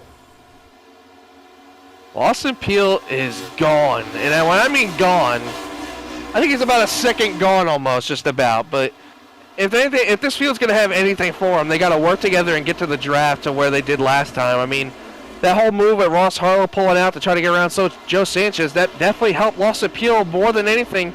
As I say that, Ross Harlow moves Austin Reedy up the track into turn 4. Ross Harlow to the bottom now with Zach Wilson. Everybody's following him. They're like, uh-oh, we're going to go with this guy. He's faster. Muscling the 96 out of the way is the 5 of Ross Harlow. Zach Wilson up to 4th. He wants a podium. He sticks his nose in there. Can he put the power down? And here comes Stepien. Yeah, Stepien slowly but surely making his way back up to the front. Oh, this ain't going to work. Did we not remember what happened last time we went 3 wide? Oh, big hit right back in the middle of the track. Garrett Brown's involved. One of the cut line drivers. Caution comes out, and those cars are destroyed. What a hit. I mean, he hit that inside wall a ton. And rightfully so, the 51's day is done. That was a massive hit to the inside wall. We're going to try to see. I mean, we saw it mostly live, but we'll see what happened here. Zach Wilson. Oh, that's right off of turns 2. Oh, a little contact with Reedy? Yeah, I was like, honestly, oh my goodness. Hey, he hit that wall a ton, and just nowhere for Garrett Brown to go. This is an innocent bystander. But how about the whole field missing around him? I mean, who is that right there? I think that's the 42 right there that barely missed them by a little bit of Kevin Hurley. I mean, man, these drivers did a great job getting around that 51. Oh my goodness, what a massive hit. Now, I'm curious to see if Reedy was trying to just try to stay off as far as he could from Harlow, or if he just got loose and just went down on the exit. I want to say it looked like he got loose. Let's see. I mean, he did get loose. I'm pretty sure. Here off the corner. This is pretty close in, but you should be able to see if he gets loose. Yeah. See, like right now at the driver's side, he can't see Harlow at all. He doesn't know exactly how close he is. Yeah, he's sideways. The wheels turned. Yeah, but it looked like Zach Wilson was just... No, that doesn't help really much. It's just Zach Wilson was just unofficially, like, unfortunately, just there at a really bad time, that close. I mean, like I mentioned, 3 wide at this place. It is... I mean, that's... Oh, my God. That is like remakes of when Brad Keselowski hit that wall. Remember, what was that? 2000? Yeah. What was it 2019? 19 or 20? Yeah. Yeah, he hit that wall. It was just sitting up there, just upside down, just almost. But that is just. I mean, thank goodness we put a safer barrier there. I mean, really. The tire barrier down there, yeah. Yeah. And Garrett Brown comes in, has nowhere to go. Absolutely wall up. Day done. 16. Yeah, right on the hit. Destroys the toe link right on the left front.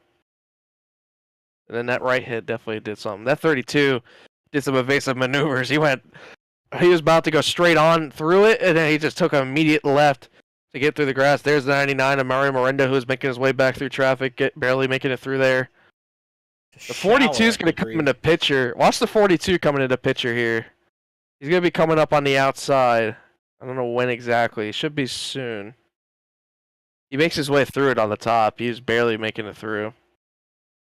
He was just zooming through this with Zach Wilson spinning still. Still, it's like, I feel like Reedy didn't understand just how far off Ross Harlow was on the top to where he can understand how much room he can give Zach on the bottom. I think that's exactly, because when you're in a 3-wide situation like that and you can't see the guy on your outside, it's hard to dictate how much room you're supposed to give. It really is. It's tough from a driver's standpoint, especially if you're someone like me who has your FOV zoomed in max almost. There's a 42 barely squeezing through on that top lane. But when you're someone like me who has their FOV zoomed in almost to the max, you can't really see to your left and right unless you have triple monitors to where that right side driver on the outside is. You can't really see that. So you can't dictate how close he is to your car or how close he is to the wall. So it's that difficult. You're right. And for what it's worth, it's just hard racing in the waning laps of the race at the near front of the field. And Reedy, whether he got loose because he was, driving the wheels off that thing, or he putting a little extra wheel because he knew the fight was still out there. Nonetheless, you don't want to give up anything. And unfortunately, I think just Zach Wilson's incident there was just a unfortunate result of hard racing. But Ed, that is all done and dusted. We're on the 1 to green. We're down the back straightaway now. We're having a natural green-white checkered, and then we have 3 attempts at a green-white checkered still in the bag. Joe Sanchez, Lawson Peel to front row, inverse the order. Then it's Austin Reedy, Ross Harlow, Steven Stempy, and Daniel Michel. Wyatt Brackett, Ray Rogers, Mario Miranda, and Justin Winters. This top 10, this is going to get crazy. I don't know if we are necessarily done with cautions. I don't know, dude. But I'm ready for anything at this rate. But talk about getting the cautions at the right time for Mario Miranda. Back up in the top 10. Maybe he's hoping to get some more now. But let's see how hard these teammates at the front of the Drinking Bros boys race each other. I mean, Joe Sanchez probably wants to win more than anything. But I think Lawson Peel definitely wants to add more winner stickers to that car. Sure, Peel says, why not a 6th one? And the field doubled up and getting ready to go as VIRacing.com safety vehicle makes that left-hand turn into the safety of pit lane and hands the control of the field over to Lawson Peel. And racing from the Brickyard, 2 laps to go.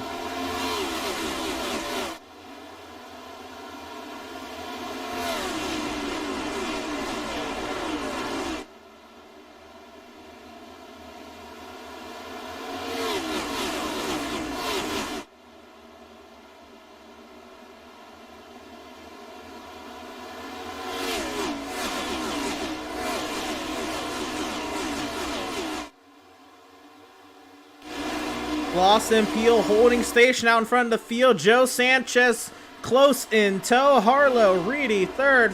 I'm sorry, Harlow. Yeah, now Harlow and Reedy. Reedy and Stempy duking it out there for 4th.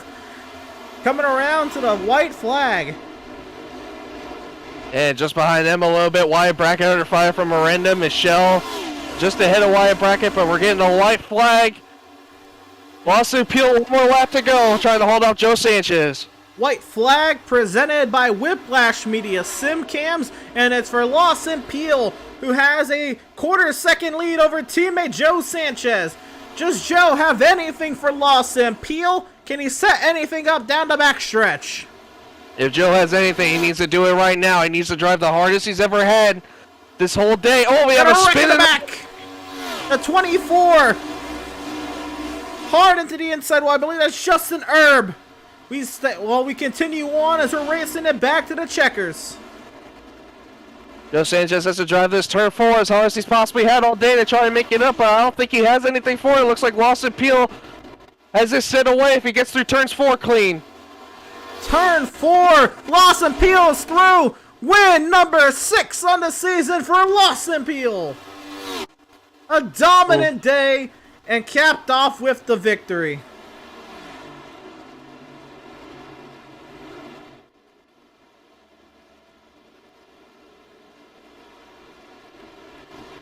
You might have to go to a casino and play the lucky sixes now. Goodness gracious. Real quick, I do want to see if we will be able to get a replay of Justin Herb's incident. We have to go look for the 24. Oh, there's a couple incidents on the last lap. You're right. It looked like Justin Herb took the biggest hit, though, on the end of that. Okay, here's Justin Herb in 24. Oh. Hard racing here. Off of turn 2, gets collected with Kunkel and the spin to the inside. It looked like Kunkel had a stack up just about and then nowhere for Herb to go, and he just ran in the back of him and just immediately got hit by Dakota Curtis, who also had nothing to do, and Herb went around for a ride. The Lawson Peel coming around to the start-finish line with a well-deserved victory. And we'll get to do burnouts here. And does donuts on the front straightaway here at Indianapolis. Over the virtual bricks. I hope somebody told him he has to kiss the bricks. He's doing donuts over them. It's going to taste like rubber now. Well, typically you're not supposed to do donuts over the bricks, but you know what? They're pixels, so I guess we'll allow it. A wild race for Lawson Peel, and I guess he's parked up. We're gonna go ahead and bring him on up and talk to the man who was able to get it done. And Lawson Peel, 6-time winner on the season, 37 laps led, a dominant day, sweep the stages. Lawson, could today have gone any better? I don't think so. I don't think the past two could have gone any better. Once again, Joe and I were kind of out there, broken away, and we had a caution, and had to do the restart game again, which always makes me nervous. But just got out there in the clean air and was able to hold it, and didn't really get enough tires on our laps on our tires there that last run to start getting loose. So just pushed, and we're actually on the tight side there those past few laps, so it was a little different. But man, it was just such a great day. I was always a big Jeff Gordon fan, and so Indianapolis is certainly one of my favorite tracks. Always one I looked forward to, and loved watching all those guys do what they did so well here. And so yeah, this is certainly one of my favorite tracks, one that I was looking forward to, and these past two were real good ones for me. So pretty happy. Well, you took one of my questions, or you answered one of my questions. I was going to ask you, what does winning Indianapolis mean to you? You can feel free to add on to that as well, if there's any more you want to add on to that. But a brilliant job today for you and your Drinking Bros Racing teammates. Joe was up there, and Steven. Daniel got him a good finish too. I was going to say Daniel was up there, and Brandon was in the top 10 almost all day.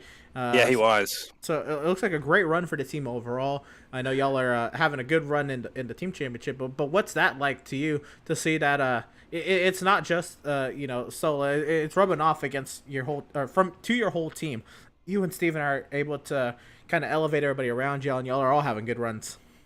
Yeah, we've been doing really well, and it's awesome to see, just working really well together, and constantly occupying a lot of the top 10 week in and week out. So that Steven's got 4, Joe multi-time winner as well with 2 wins.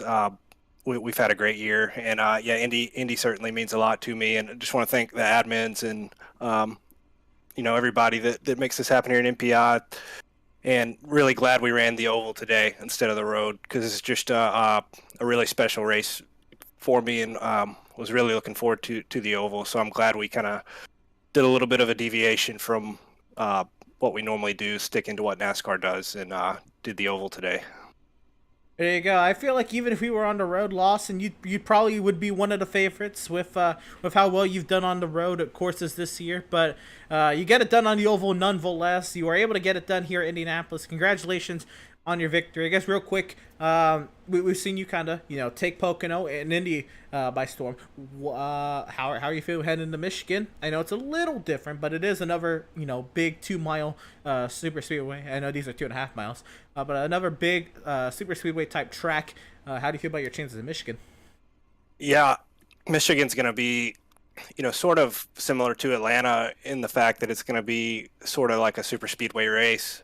Going down that front stretch, you can try to pass somebody on the bottom and not get clear, and then lose four spots by getting just freight trained by the draft on the top. So it'll be sort of like Atlanta is what I'm anticipating, and a track that is very wide.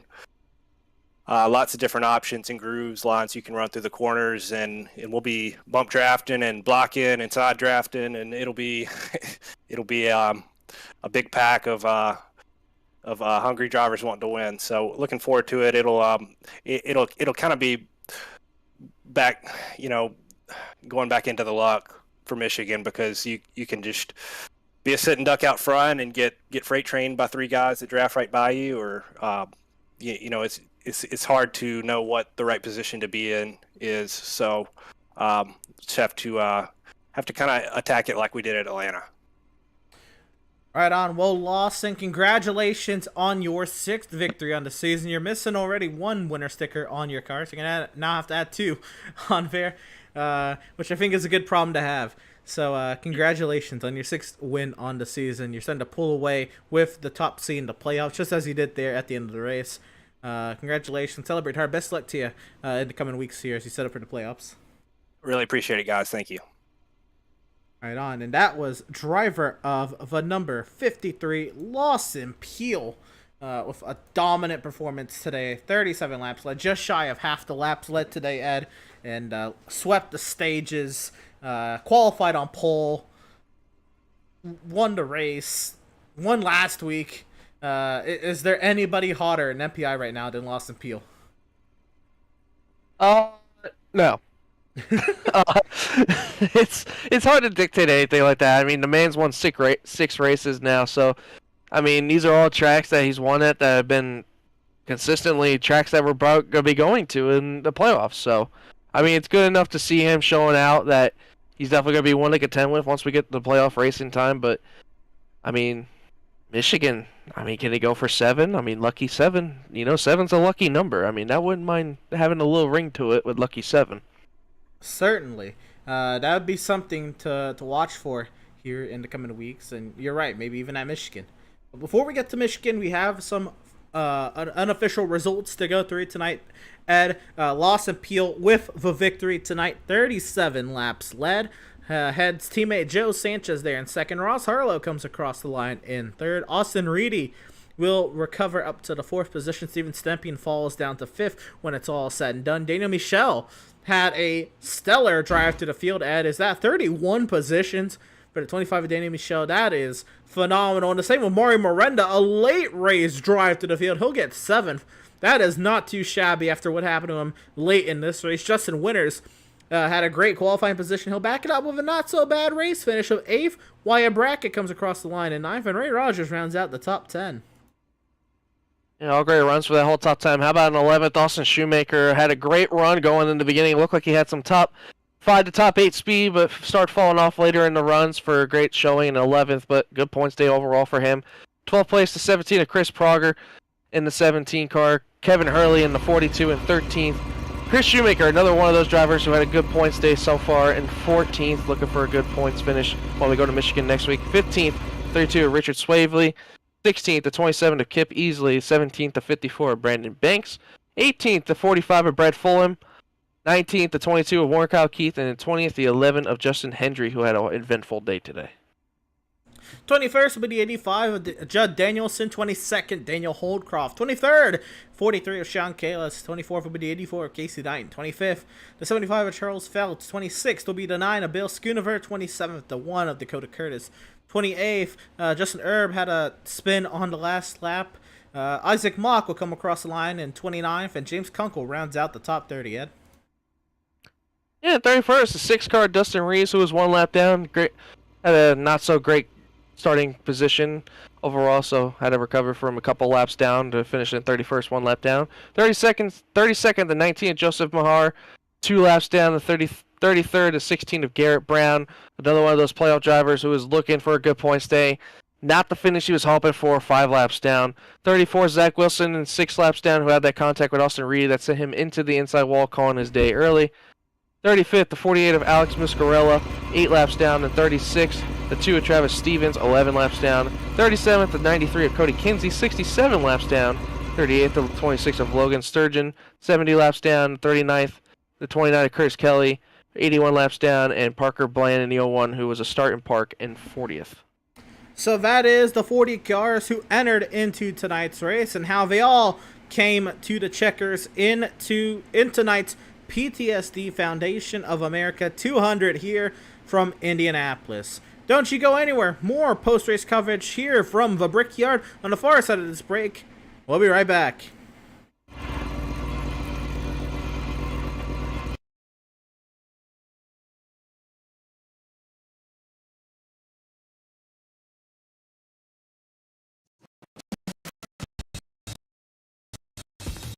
Polar. Yeah. Needed F-150 for Smithfield. Got it. Yesterday. I know. Don't forget my BMW. Gotcha. Check this out. All the major online automotive sites in one place. BMW, done. F-150, done. How's he do it? I can search nationwide, even those classified sites. Auto Tempest, all the cars, one search. That's how I do it.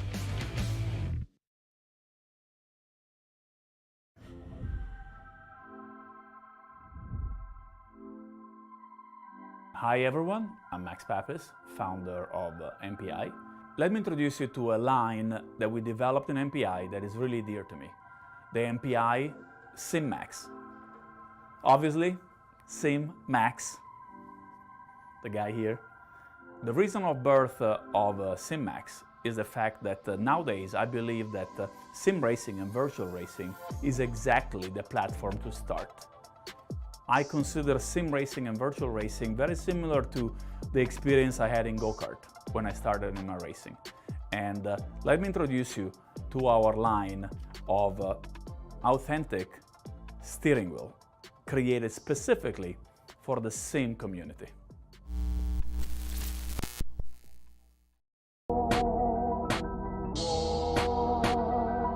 What I'm really proud is that I own MPI, the steering wheel company, and I'm building the steering wheel. This is my creation. This is yours. Yes. It's so sexy. The steering wheel, it's a very unique thing. It's shaped on the hand of Scott Dixon. His hand. Yeah.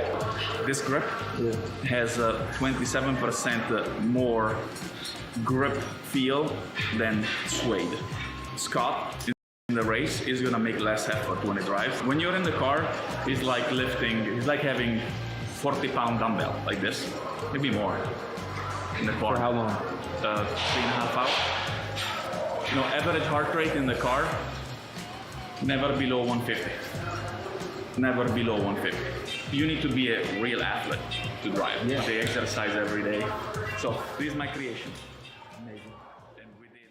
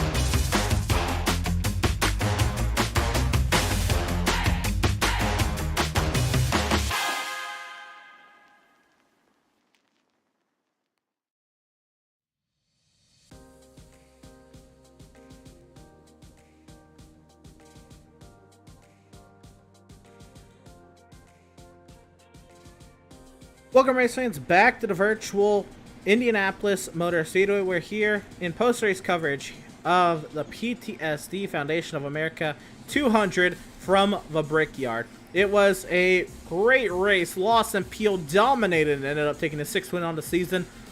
And it was just out in front of teammate at Drinking Bros Racing, driver of the number 55, Joe Sanchez. And we're going to go ahead and get him on up into the booth.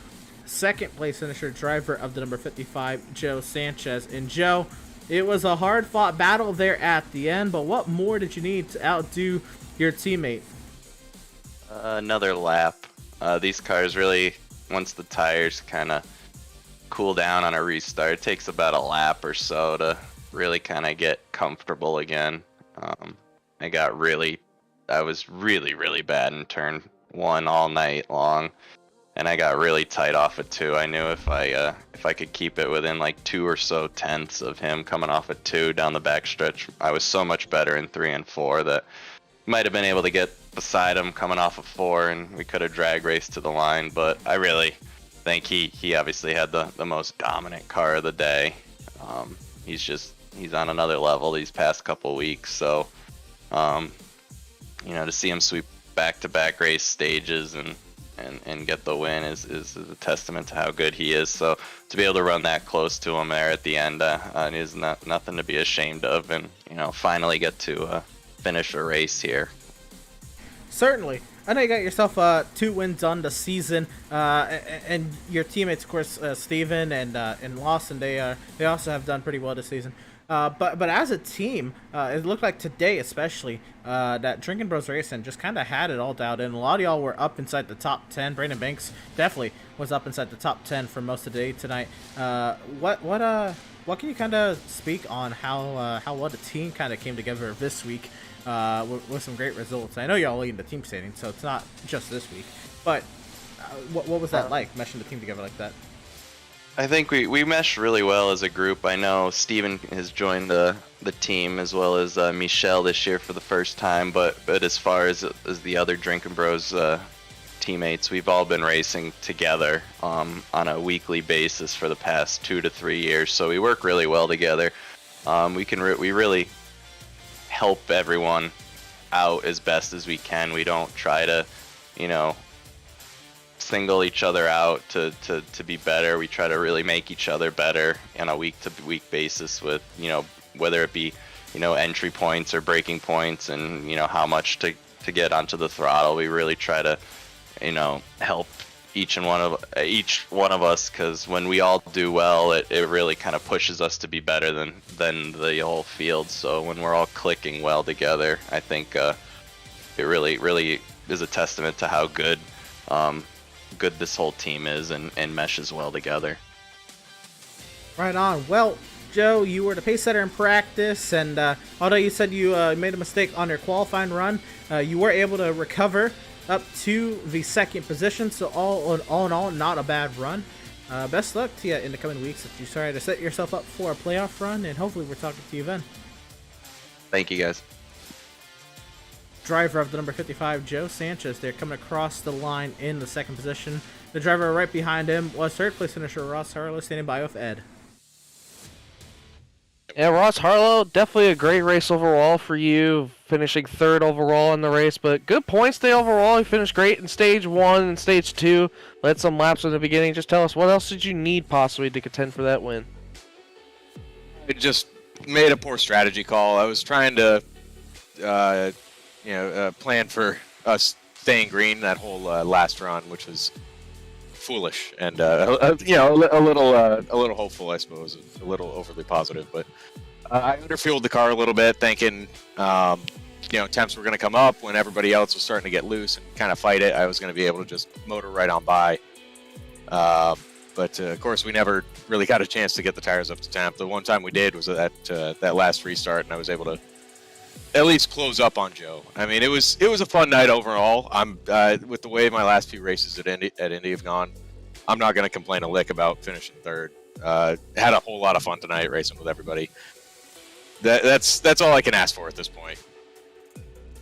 Yeah, I mean, man, you're making yourself a name in this series, man. I mean, you finished in the top 5 for most of the races I've seen you've raced. I mean, I've seen you at Gateway do really well. I've seen you at Charlotte do well. And now at Indy, man. I mean, every time I've called your races, it seems like you've been finishing top 5 to top 3 every single time. I feel like I might be your good luck charm for you. But, I mean, what is it just about you and this whole crew that you're with and how you perform each week? What does it mean to you to be able to perform with such great competitors as such an MPI series? I mean, it's a good time. I have a lot of fun racing with these guys. It gets frustrating sometimes, but that's racing simulated or real life. I will say I certainly hope I'm making a name for myself, considering I won the championship last season. But no, it's a good time. I when I'm having fun, that's when I'm doing well. When I get in a rut, where I wreck 1 week or a couple of weeks in a row, I get on those low notes, and it got to build that momentum. It's like kind of like a freight train. You got to build that steam back up. So now that we're back up to speed, having a good time, getting these good finishes, I'm hoping that I can keep this train rolling and hopefully make the playoffs, maybe get a win. There's a lot of good tracks for us coming forward. All my teammates at SKM, we've all been racing together for so long. It helps a lot being that comfortable with guys around you, for sure. It's just out here having fun right now, and that's what it's all about. Absolutely, and I'm going to ask you real quick, how do you feel about your chances next week against Michigan? It's going to definitely be something to circle on the calendar maybe to get a win there. Oh yeah, Michigan should be fun. It's traditionally a pretty good track for all of us. We're going to try like hell to have a good run there. Maybe not a win, just shooting for those top 5s, top 3s right now, but gonna do everything we can. If we got to play some weird strategy games again, we'll do it. If we can get them on raw pace, we'll do that. But yeah, it should be a good time. Looking forward to Michigan. Looking forward to the rest of the season. Well, Ross, congratulations on your top 3, man, and hopefully next week we'll be talking to you hopefully as a winner, and if not, we'll see you in Michigan, man. Yes, sir. Thank you much, gentlemen. I appreciate it. Third place finisher Ross Harlow. Again, another driver who had a great day today, led 29 laps. And Ed, another driver who had, I think, a pretty good day today, Wyatt Brackett. He was kind of up inside the top 10, or right around the top 10 all day. Kind of ended up coming across the line in 9th. I think it'd be great to ask him about how well his day went, Ed. Yeah, definitely. One of those kind of sneaky around guys that was just hanging around the top 10 all day. Wyatt Brackett, I mean, Wyatt, not the starting position I know you wanted, starting 16th, but overall you got to be happy with a top 10 nonetheless, right? Yeah, that's what I was shooting for tonight. I knew I wasn't really a top 5 car. I felt like I was a pretty solid top 10 car there. It took me a while to figure out, when to push and when not to push, and it just played out in my favor, I guess, there. I got in Mario there at the end, but other than that, man, it was a good, solid, clean race for us. Yeah, we heard a lot of the drivers that we've been talking to so far talking about how their strategies got ruined by that late laps cautions and how they were hoping it would go green. Did you plan on it going green the whole way, or were you expecting the cautions as some others were? I was hoping it was going to go green, but I expected the caution. Like, it was just inevitable with how loose those cars got later in the run. It was bound to happen because everybody's pushing so hard. So they're on edge constantly, and you just know it's going to happen, even though you didn't want it to. Because I was trying to save, I figured once we had like 5 to go, a lot of people would be slowing down, and I was just trying to kind of hang out there, but obviously that wasn't the case.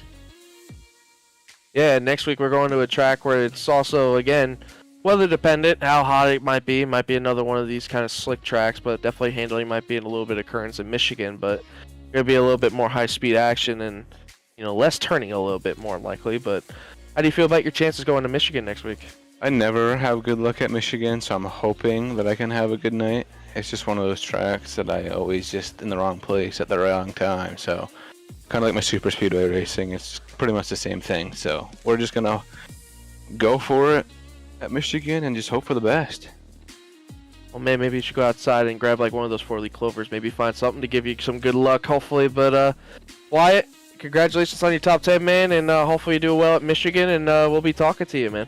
Thank you, guys. I'll see you guys next week. And that was driver of the number 10, Wyatt Brackett. Again, a nice little run for him. He ends up coming across the line in 9th, and he even said it himself, not really, wasn't expecting too much, just wanted to get in that top 10, and mission accomplished. And sometimes that's all you need to do. It's just scrape by and finish the race out, and I think he did a nice little job of that. But Ed, we're kind of done talking to drivers for the night, but what do you take from today's race?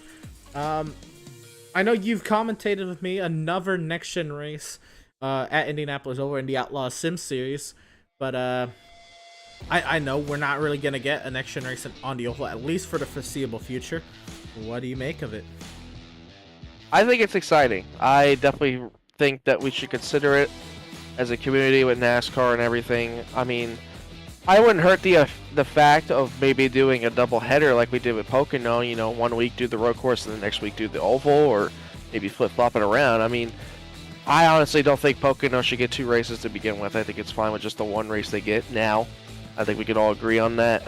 But I think the Indy Oval is just so historic, and we've been here for so many years, and the history it's been put in with the kind of winners and the kind of races we had here. I think it has to be put on the schedule at some point. I mean, there's no way we can keep going longer and longer without the Oval being on here, especially with the hype that we have around with these next-gen cars. I mean, let's look at this race tonight, for example. It wasn't the kind of race that, we were expecting. I was expecting a lot more carnage and stuff, but we had 7, like you said on the screen there, 7 cautions for 21 laps.